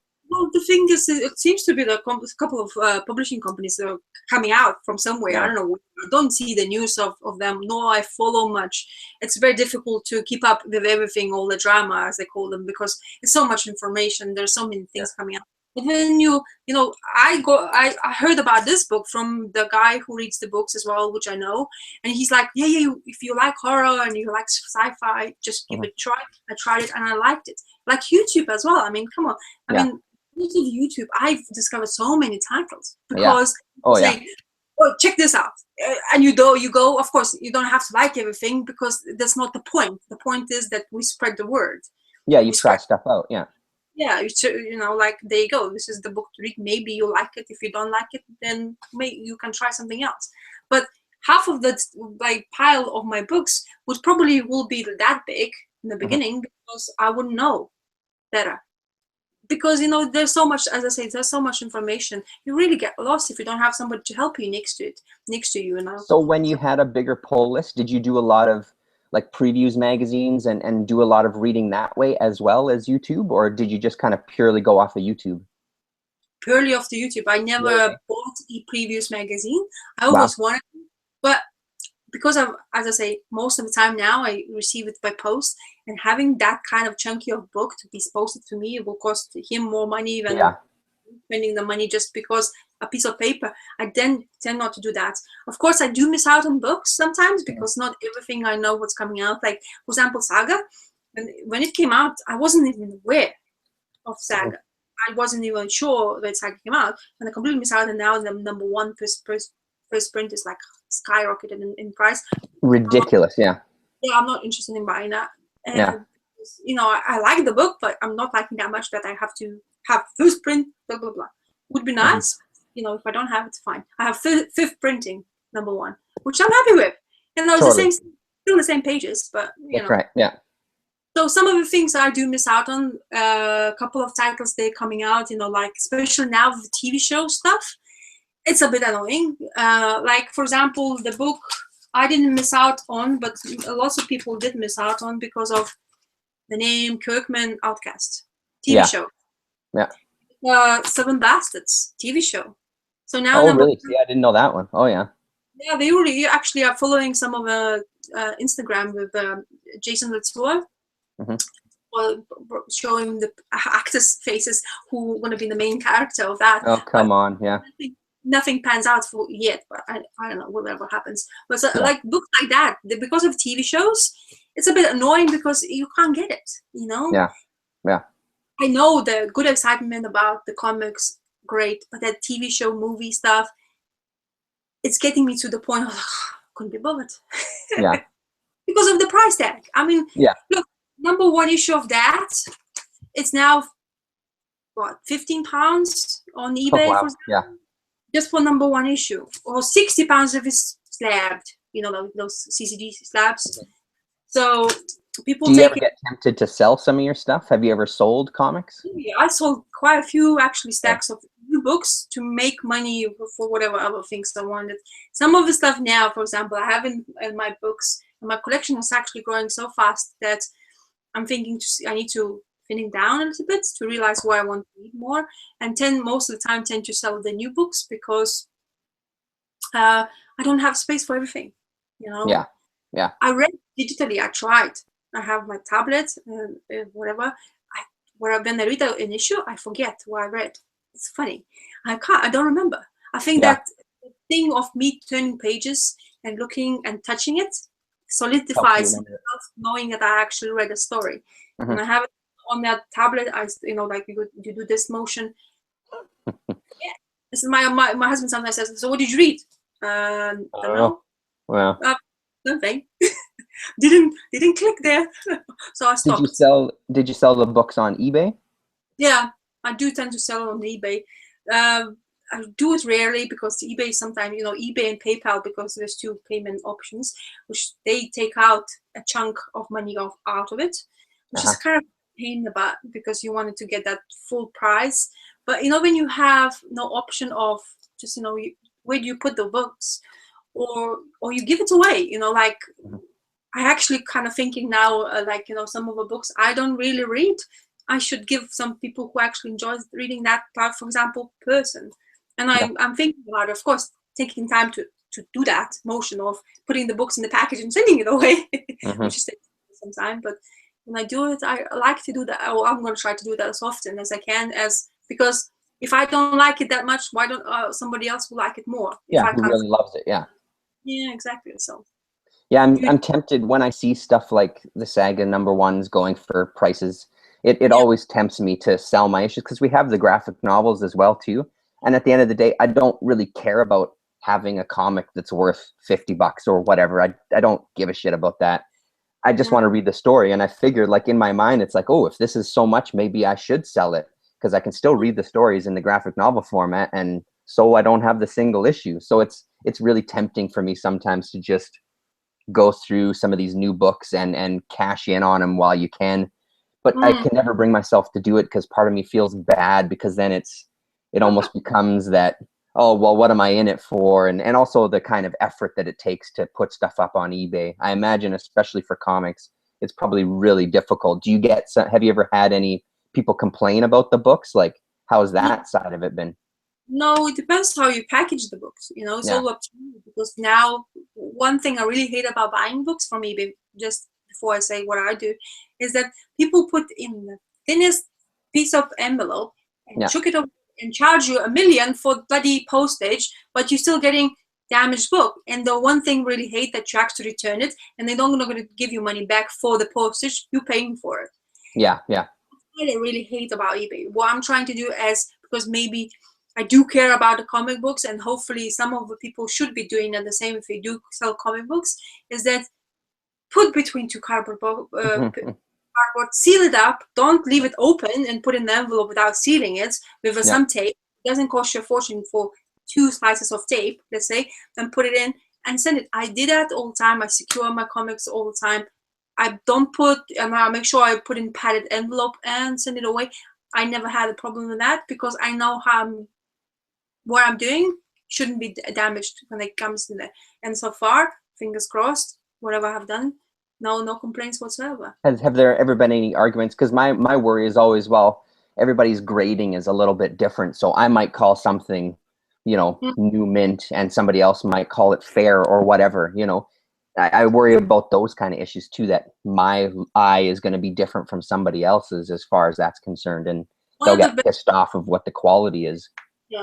One of the best things what eBay does now, before you used to have to pay for it, but now you have 12 pictures. Oh, okay. Yeah. One ad. That means whatever you show it on the ad, that's the comic they will receive. So if you are afraid of whatever they think, they will decide from those pictures if they like the comic you were talking about you selling for to pay for it. If they do, that's fine. You secured it. It's kind of secured two-way conversation. Like, look, I have this comic. If you're sending that comic, that's it. It should be fine. I've been burned a couple of times when I'm buying the books because of I see a picture and it looks one thing and people send you another book. And that's just drove me like through the roof one time because you go trying to, because if I don't know comics, like they say, you don't know comics, you don't know whatever, especially when you're buying older books. If you don't know comic where it come from, how many printings there was and blah, blah, blah, and you look at it, looks fine, and then you realize it it's actually not. When you don't realize it in time, you lose it because you basically kept that comic and you spend that much money for nothing, for zero, basically. So in that sense, yes, you have to be careful. But when you're selling it, as long as you provide right now amount of information and you securely package your thing, and somebody tells you that they haven't received it, if it's a really well worth it book, make sure you insure it yourself. Yeah. And you pay. From that point onwards. And if you say they haven't received it, well, you have a tracking number. It says you received it, and eBay will sort it out for you, basically. So there's some risks in there involved, but as long as you make sure you package your books well, should be okay. And they can't really tell you anything because you say, look, I package well, I know how you received the comic. They can't say nothing really bad. Yeah, I'm tempted, I tell you. I'm tempted. Well, one thing you need to realize, another thing is when you, for example, selling a book, check eBay for what it sold for beforehand. So your expectations, for example, of course, when you type in the book and you see the biggest number, so, oh my God, I'm going to get so much money. Not going to happen. It depends on how you're going to post it. Are you going to be auctioned? If you auction it, don't get usually the price you really want it. And then if you buy it now, how long will it take you to sell the book? So there's two things to decide. What do you usually do? Auction or buy it now? Always auction. I never sell my books for price because I want people, as I say, I'm not that kind of person as, oh yeah, I'm going to flip the book, I'm going to get so much money, oh, I'm going to be so rich. Not that. I wanted to make sure that I receive the fair amount of money for it. If I get it, perfect. I'm happy with that. Yeah. Because at the end of the day, you still got some money. It's not the book sitting there on your shelf. Yeah, doing nothing. Yeah. So much dust came up, and you're like, well, I haven't touched it. So many books, the new ones, you read once, and some of them I go back, like for example, Revival. I want to go back and read it. There's not many books I want to do that, like Velvet. Velvet hadn't come out for a long time. I'm so missing that book. You don't even know. I was looking for it on Wednesday. I miss it so much. Yeah. One of the best. It's the spy chick of for me. I always like seeing her in action. So kind of book, I always go back and I see it because some of the comics I have, I can see them. It's like, oh, I remember this one. Oh, when is it come out? Yeah, exactly. Yeah. I'm excited about. But some of the books, like you read and you like forget and you're not gonna look at it. Why do you want to? Yes, as a collector, I can understand. Yes, of course you want to collect. Maybe something happens and you want to read it again, which is can happen, of course. But if it doesn't and it doesn't For the click, most part, you just get rid of it. Yeah. I mean, you can if you wanted to. Some of people don't. If I would have more space, if I had my own like comic book room, like what people talk about, I would not probably sell many of books at all. I'll keep them because that's part of me, my history of reading comics. Oh, I read that one because da da la la la. But I don't have space, and that's I have to accommodate something better what I have there. So that's why I'm selling some of my books. A comic book room sounds so glorious. Isn't that just a nice dream to have like a room? I see pictures of people's comic book rooms and I get so jealous. I would love to have a room that I could just dedicate to my collecting and put up my posters, and oh my God, sounds like heaven. Sounds so great. It's one thing you have that's, the thought of having that zone where you just open the door, you close the door behind you, and then that's it. Nobody's gonna tell you anything. Oh, come.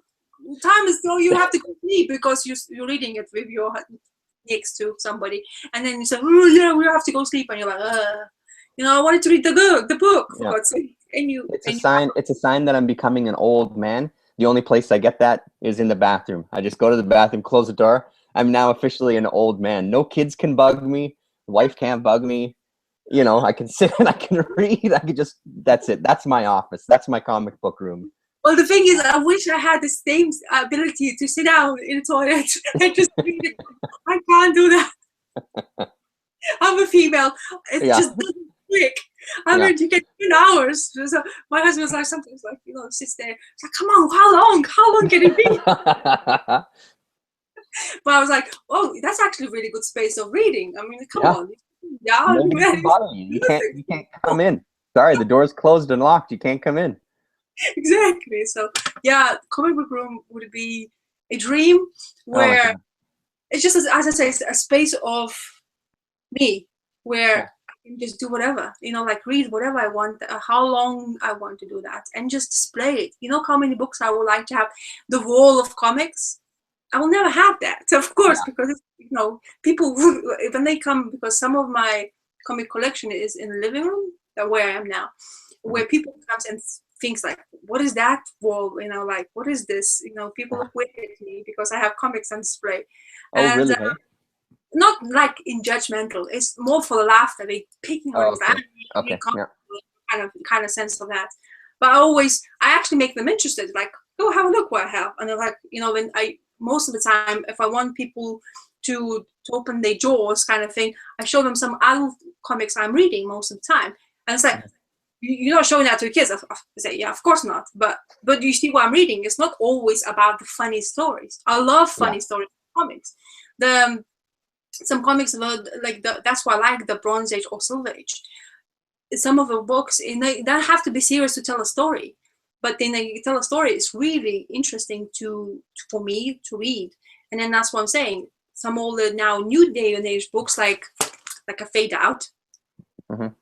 Amazing. But you're not gonna, I don't think I would ever show that to a kid because of the sexual scenes you have, the previous issue, for example. So but I'll show that to people and this is a comic. Like, well yeah, this is a comic. And then people don't realize that variety what we have now, how lucky we are now. The choice is so vast that everybody can read comic and they won't be saying, oh, comic. Just because it's called comic, it doesn't mean it's funny. It's superheroes and nonsense. Yeah.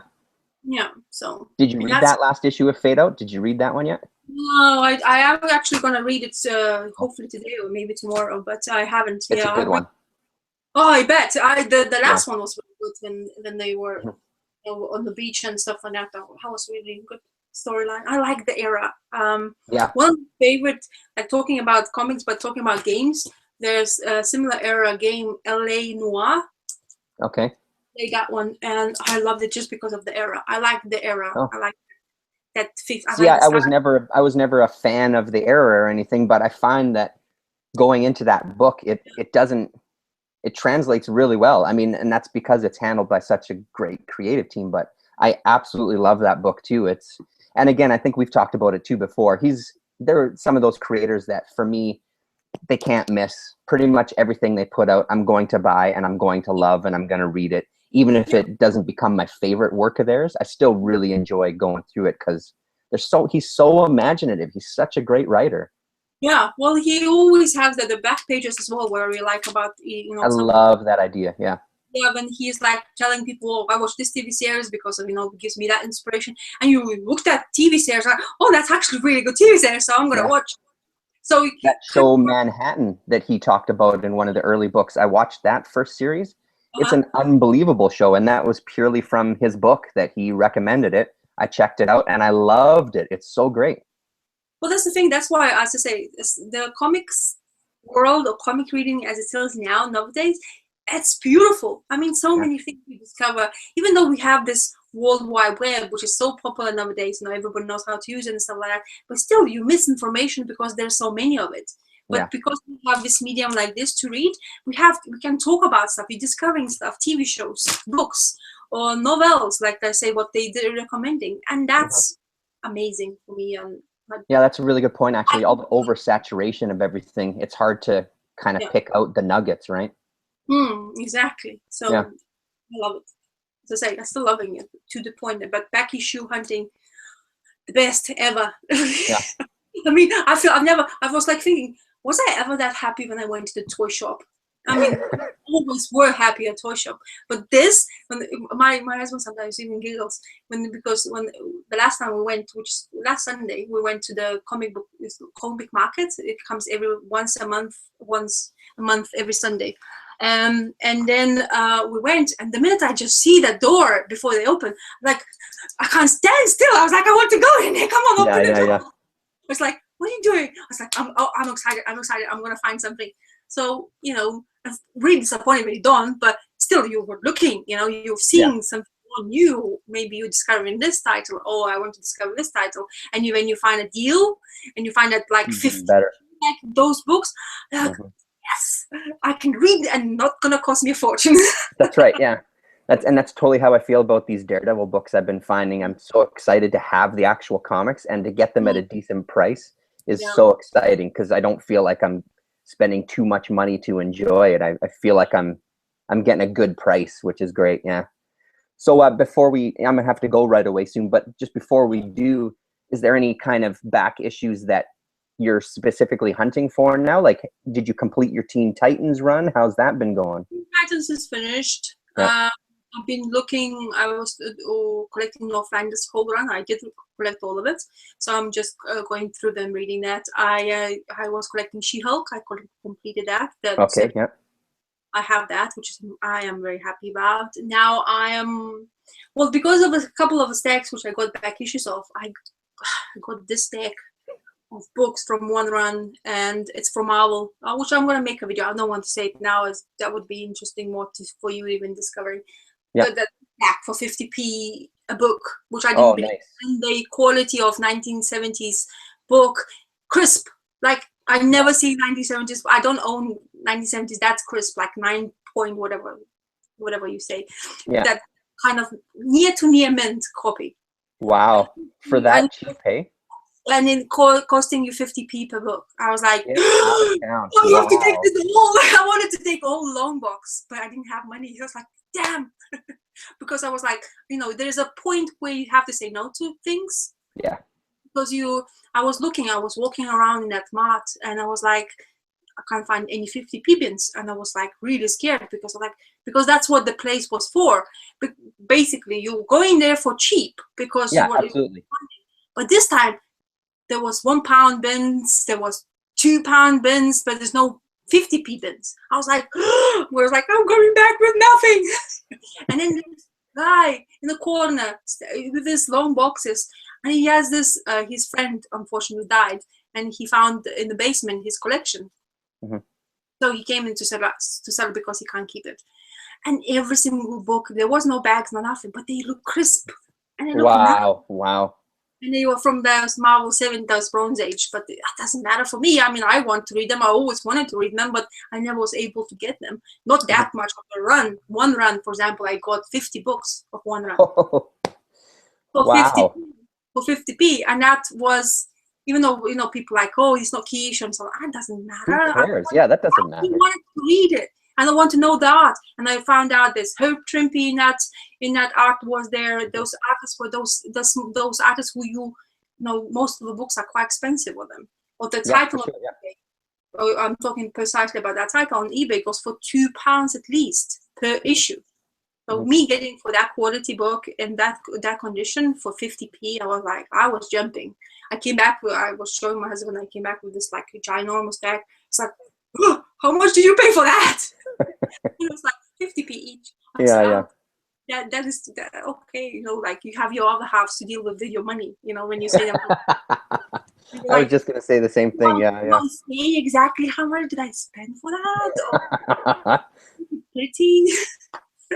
When I went to this last little convention, that's kind of a conversation that we ended up having, just to kind of put her mind at ease, to say like, listen, this is what I have budgeted.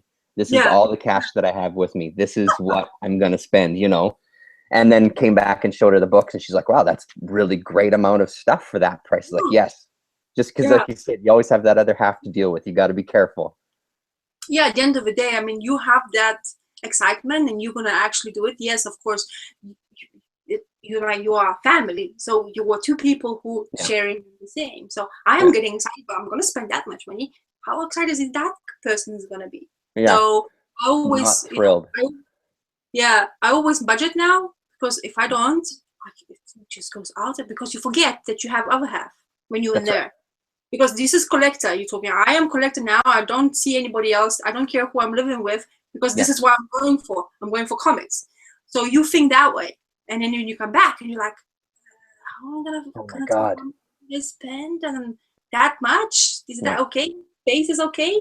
So you have to think of that. But this last one was the first one that I went to in a while by myself. So that's why I even had to kind of budget myself even more, as far as like just only bring cash. I did go over a little bit on my budget, not that much, because I did find that last Doctor Strange book that I was looking for, that Marvel premiere. But it's really important, because like you said, I get lost in the moment of looking through the bins. And it was good I found a $1 bin there, or a 50-cent bin there as well too. But like you're saying, that's why you go to those things, right? You go specifically for, I want to find that jackpot, which you seem to have found, which is spectacular. Well, the thing is, the Doctor Strange, I can't find any. Daredevils, I can't find any. Wow.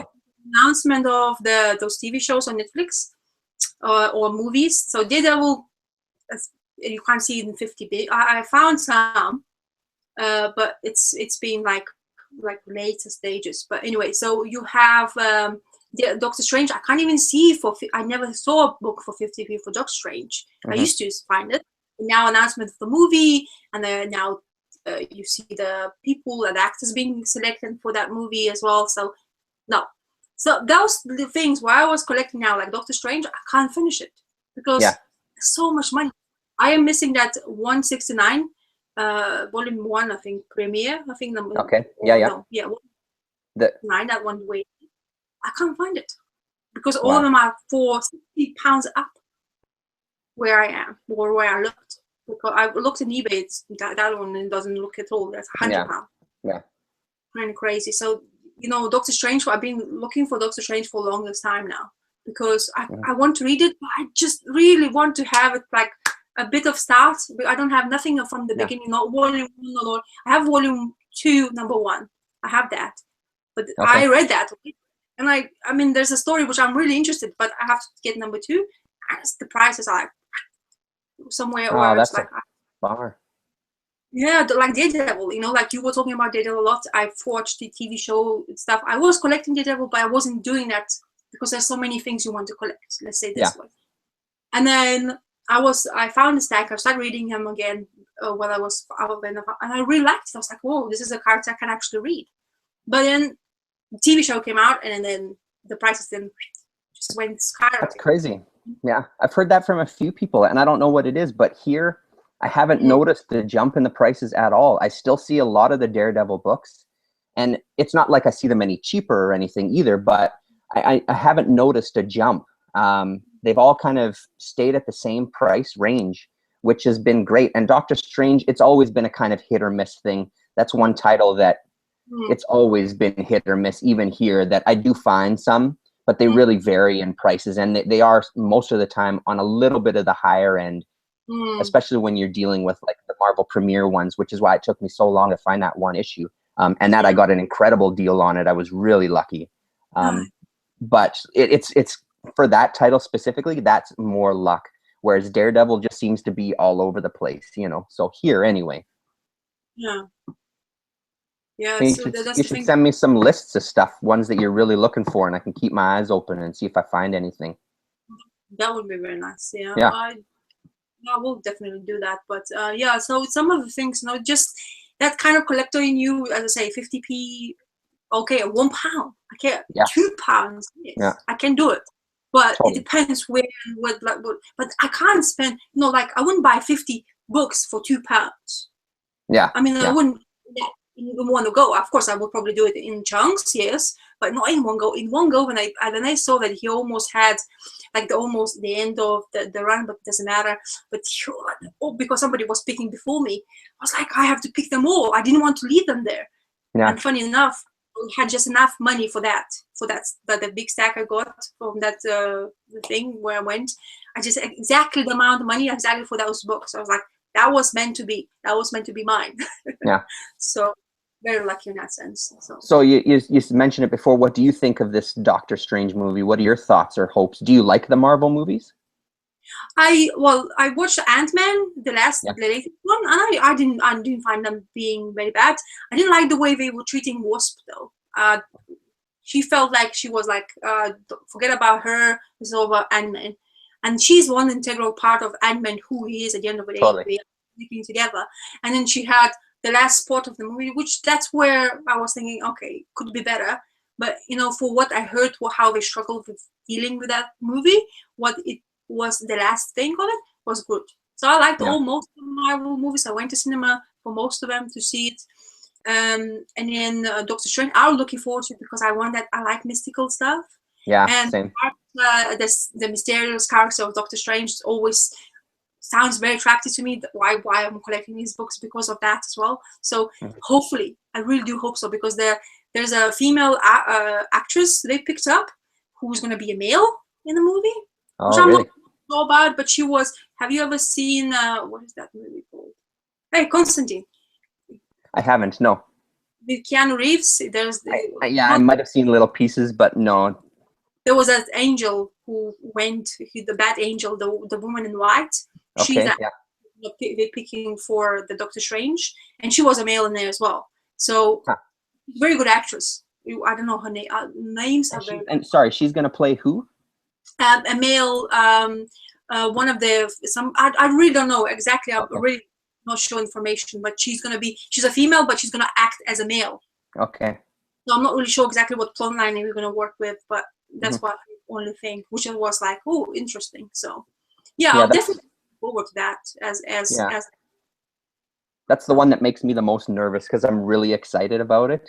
Oh yeah. And after seeing Guardians of the Galaxy, all the stuff that they did with the outer space, like CG wise, really made me that much more excited about Doctor Strange, because I hope they deal with all this cosmic astral plane kind of stuff in that way. I really hope they get bold and really get crazy with it. Not too crazy, but I don't know. That's the thing. In my head, I have it envisioned, and I'm trying not to do that because I don't want to be disappointed, because I'm really nervous about it, because I really hope that it's a good movie. I'm really excited about that one.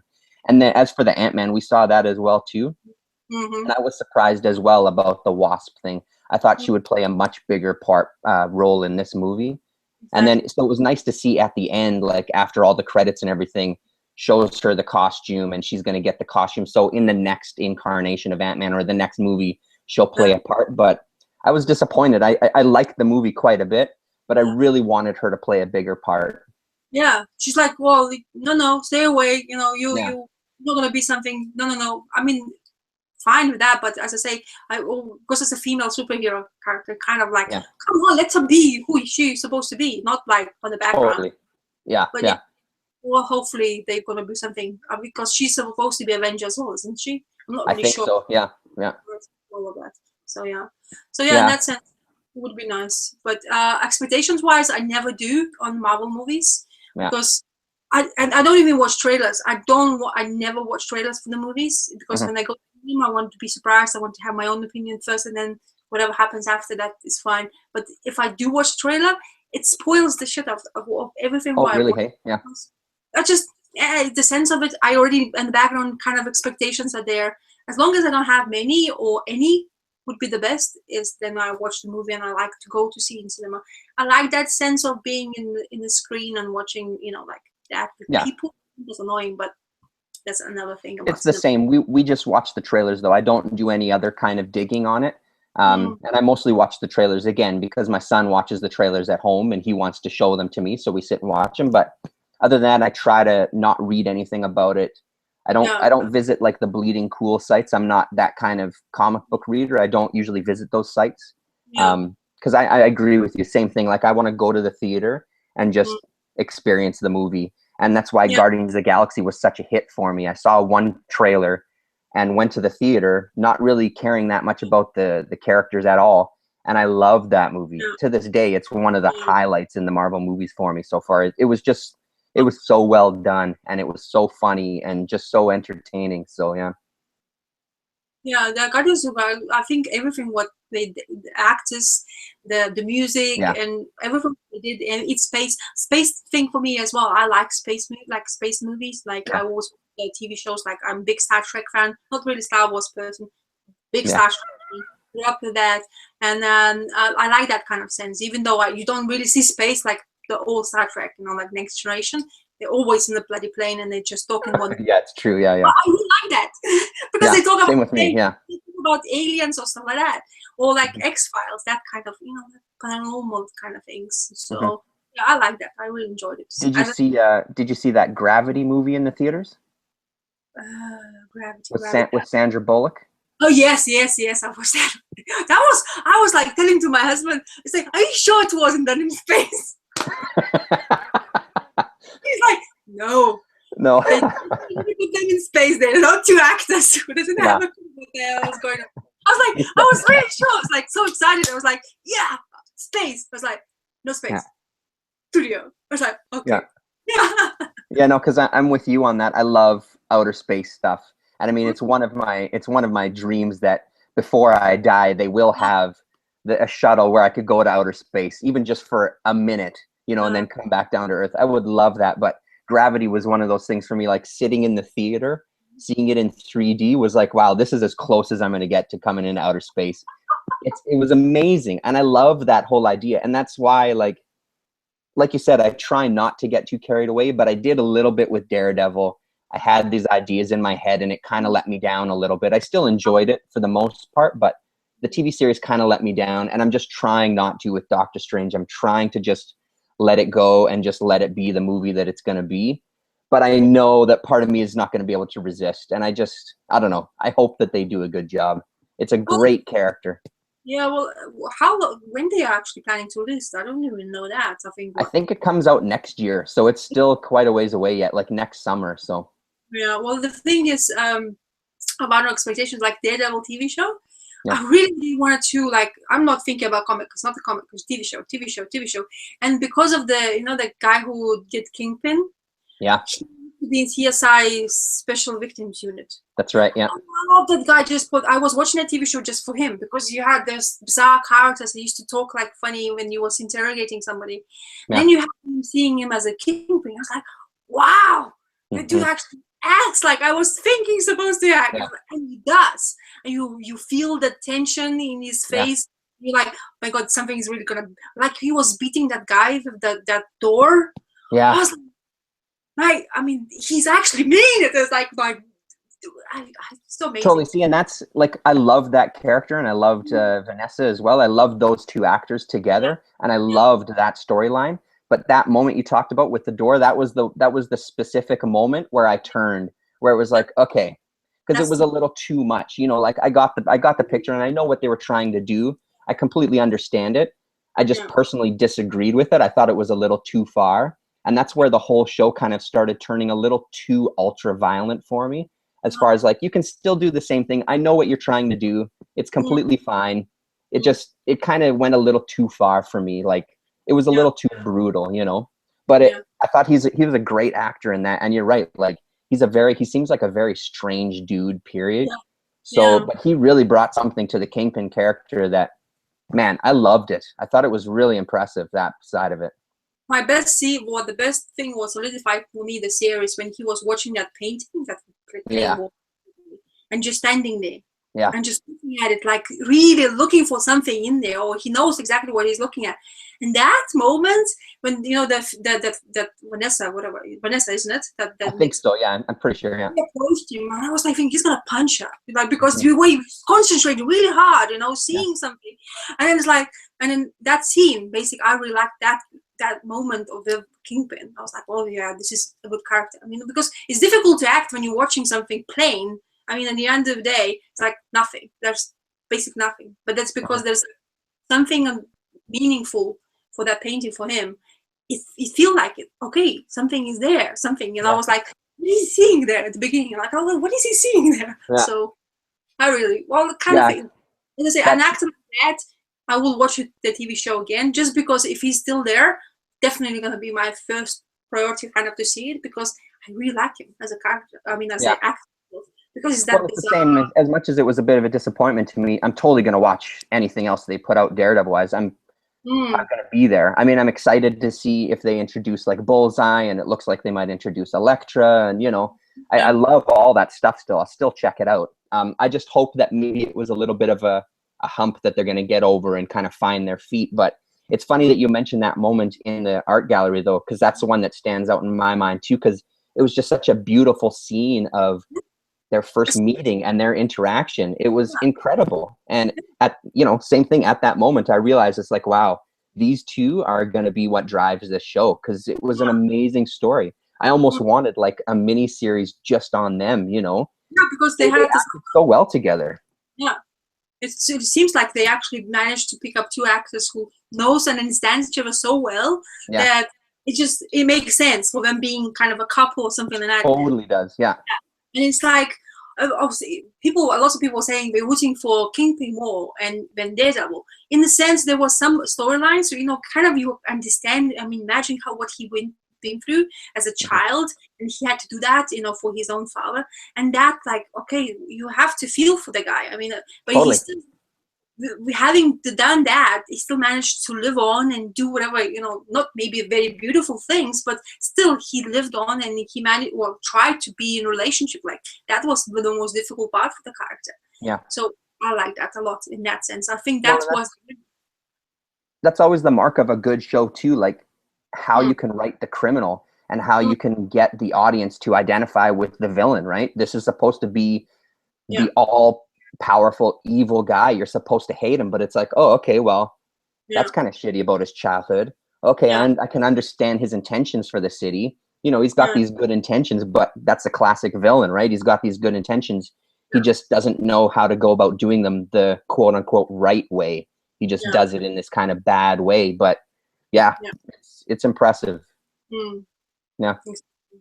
So well, very good. I mean, there's other TV shows they're supposed to coming out, and Netflix are coming out with some amazing stuff anyway. So that's quite nice as well. But yeah, as I say, surprising to see the TV show of kind of like comic-based thing, and, you know, seeing that on the screen as a TV show is kind of weird, because, you know, you always expect to have it movies and stuff like that. I think it's great what they're Netflix doing. It's, as long as they're gonna just continue with themselves as a company doing it, I would watch them, because like Luke, what is that? The black character of Luke Cage and Iron Fist. Yeah, there you go. That one, I'm actually very curious, because Luke Cage is in that era where I like a lot. You know, that's just kind of things, movies when, you know, Clint Eastwood, that guy, whoever, I don't know names. I'm so bad with movie names. It's appalling. I describe a movie, my husband tells me the name. Are you trying to think of Dirty Harry? Yeah, there you go. You did. exactly what happens to me. So Yeah. that kind of style, I like that. You know, that kind of evil, not good or something like that. So that's what Yeah. it was Well, something because like. I think most people live in a gray area to some degree, right? Like Mm, nobody's ever really purely good or purely evil. That's kind of the downfall and the beauty of some of the superhero comics, that for the most part things are just black and white and you yeah, can figure it out. And I love that about them, but I yeah, also dislike that about them sometimes. oh, But I mean, yeah. like you're saying, for this Netflix, if they go through with this Luke Cage and Iron Fist, Mm, eventually they want to go into the Defenders TV series, like that whole idea and that format could really benefit, because you have this season mm, where you can unravel a story gradually, and it mm, excites me. I think it's a really good thing, but mm. again, we'll see how it goes, right? Yeah, because things can be spoiled so easily. That's Yeah, just how we are sometimes as a human race. You know, we do yeah, so many exciting things. We did that to ourselves. yeah. Hey, Someone always fucks it up. yeah, like ads in between or something. Like Yeah, DC. Oh, there was no halfway ads. Oh, I mean, yeah. the only I DC book can't even imagine. I don't even read the books. I can't imagine I having that in turning a page and seeing that shit. I can't imagine it. so I bought this only one DC book I have, and that's Constantine. And in the first issue, you read the first page is nice, not the full page. You turn, and I think it's third or second. I don't remember which. You turn, and it's this half ad in between two pages. It's like, what? Why? I don't know. I don't want to even watch Boggles the my art. mind. Yeah, I don't want to see the art. I don't care about it anymore because I yeah, lost it completely. Because the old books have so many ads. Those Bronze Age, you have ads yeah, everywhere. But yeah. you kind of, if it's one page, you can expect it. So you can flip it over and that's it. Totally. Yeah, Many of them make you do actually watch it. And while you're reading it, that's just, my mind goes crazy. I was like, yeah. I don't want to read it. I don't want to read it. I'm not going to read it. And then I read. But it took me so long for those two little panels to read because I just was so concentrating on that because I was hating it so much. Mhm. But I don't think they're doing it again. I'm not sure though. I flipped through a couple of DC books now, and I don't see that halfway Well, that's ad. that's good. Yeah, yeah. They have that. I'm not sure because I'm not reading DC and as Yeah. much as I want to sometimes. It's But it's the same way I thought when they started introducing advertisements at the movies. I remember mm, early on seeing those advertisements and booing and yelling out in the theater because it's like, this is the one place I'm supposed to be able to go where I'm yeah, not bombarded by fucking advertisements. Like, yeah, why am I seeing an ad for a car while I'm waiting to see whatever, Jurassic Park or whatever the hell I'm waiting to see? Like, it was so insulting to me. And that's how I feel about this half. Because like you said, if it's one page, yeah, you can still stay in the story and you can flip past the ad and I barely notice them. But yeah. I can just imagine, like you're saying, that's the only thing that I would see. If it was right at the end of reading a page and then you're thrown into this ad, oh my God, that would drive me nuts. Yeah, well, like the last time we went to, oh yeah, the last movie I went to see Ant-Man in cinema. And there's this, when you have 2.5, that's the space, 2.5 hours of movie. But then Yeah. before you actually even reach to the movie part, you're like about half an hour, 45 minutes into it, ads, and then you watch the movie. And there's funny thing is this time was like this Coca-Cola ad. Mhm. There was an ad and Coca-Cola ad, the same ad. And there's another ad and it's Coca-Cola ad. And they were Oh doing my that God. 5 times. I went, I'm gonna close my eyes. I'm gonna concentrate not to watch it anymore because somebody's gonna hallucinate me with that Coca-Cola. Yeah, yeah, So yeah. Yeah. Well, they I have a think captive audience, right? So that's the best time for advertising. You can't go anywhere. You want to get to the theater early to get a good seat. Let's throw some ads at them. Those Coke ones with the people's names on it, those drive me fucking mental. I can't stand them. Like, I really can't stand them. It was well one the of the things, like, because I work in movies, sometimes I work on commercials in the meantime just to kind of, the thing is with the commercials that I work on, the money is so good that it's hard to say no to, but there's still a part of me that every once in a while works on these commercials and like curses myself. I feel like a bit of a whore. I'm on the commercials. It's like I'm working and feeding the thing that I hate the most. yeah. So yeah. Yeah, it's bad. I mean, imagine being, as I say, like you say, you're working in the movie industry and you have to kind of work. Or I have a couple of friends who works in the TV, and they say, well, that's what pays our bills. So we Yeah, have. exactly. Yeah. But I said, like, when I actually recently I just went home for holidays, And in my country, now you have a like TV show, let's say half an hour TV show. So it spans up to under 1 hour because half an hour is Oh my God.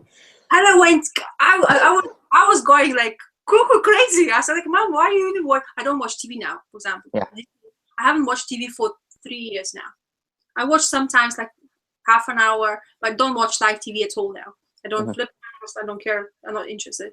Yeah. And then I went home to relax on holidays, and my mom was watching TV, of course, and she's like, Mom, how can you do it? Ad after ad after ad after ad. And she's like, well, what do I supposed to do? I don't have, like she doesn't have money or something like that for, like we have Netflix. It doesn't, in my country, still we don't have that. So, so things like that, they still watch it on telly. So I was like, when I'm not watching telly at all, the ads like make me bonkers. Like I was like, I'm gonna cry. I don't want to see it. I'm gonna flip. You flip the channel and it's an ad. It's an ad again, yeah. And you have like 100 channels and you keep on flipping, and every single time somehow you manage to put another ad, and you're like, oh, please. Well, that's why you record stuff, or just steal it from the internet. No, that's not that I condone that sort of thing. No, never. I totally condone that sort of thing. So the thing is, what was the beauty about Netflix or whatever those providers who's now kind of very popular, you don't have that. But I'm afraid that sooner or later, it's going to come in there for sure. Yeah, and that's going to be another thing, another leeway where you want to escape. And that's, as I say, you don't condone the internet, but hey, you have a choice of not watching it. That's the thing. I really would like to have like ability on the TV. There's a press the button, no ads. Maybe you have to pay for it, maybe extra. Let's say Netflix. If I have to pay £1 extra in order not to see the ads, gladly do that. I'd rather do that, honestly, because it just spoils the shit out of everything what I watch. Yeah. So yeah, funny. All right, I've got to sign off. It's holy shit, it's 1 o'clock. That's 2 hours. Wow. That's impressive. Oh, okay. Well, it doesn't feel like it at all. I was like, I continue talking still for like another hour. Well, that just means we'll have to do it more often then. Well, yeah, I can do any Friday. Actually, I'm off always on Friday. So if you any Fridays, but what about how do weekends work? Because Fridays aren't always the best. What do weekends look like? Okay, man. Well, that's the thing. The time. If you guys give me like more time, or you tell me like 2 weeks beforehand, because at the end of the day, I don't want, because on Saturdays anyway, it won't be in the morning for you guys. I don't think it's fair, especially on Saturdays. So I could basically stay awake. Yeah. 6 hours. I don't mind. I can have a jug of coffee next to me and just pile up a little bit and go crazy on it. I can do it sometimes. So I don't mind, as long as I have, because I would love to chat more with people from outside Atlantic or away from Atlantic or something like that, like America, you guys in Canada. I would love to do that, but it's just like keeping yourself awake, something I don't sometimes do quite well, because work-wise and you get really tired. So yes, one Saturday, of course, if any Saturday would be the best. I know Sunday. Actually, there's the Sunday, I think 16th. The Sunday 16th. I can do it. If you want guys to chat on that day, more than welcome, because I'm going to be off on Monday. So I can do night one, so we can chat around anytime. Well, let's just say goodbye to everybody first, and then let's talk about that while we are off air.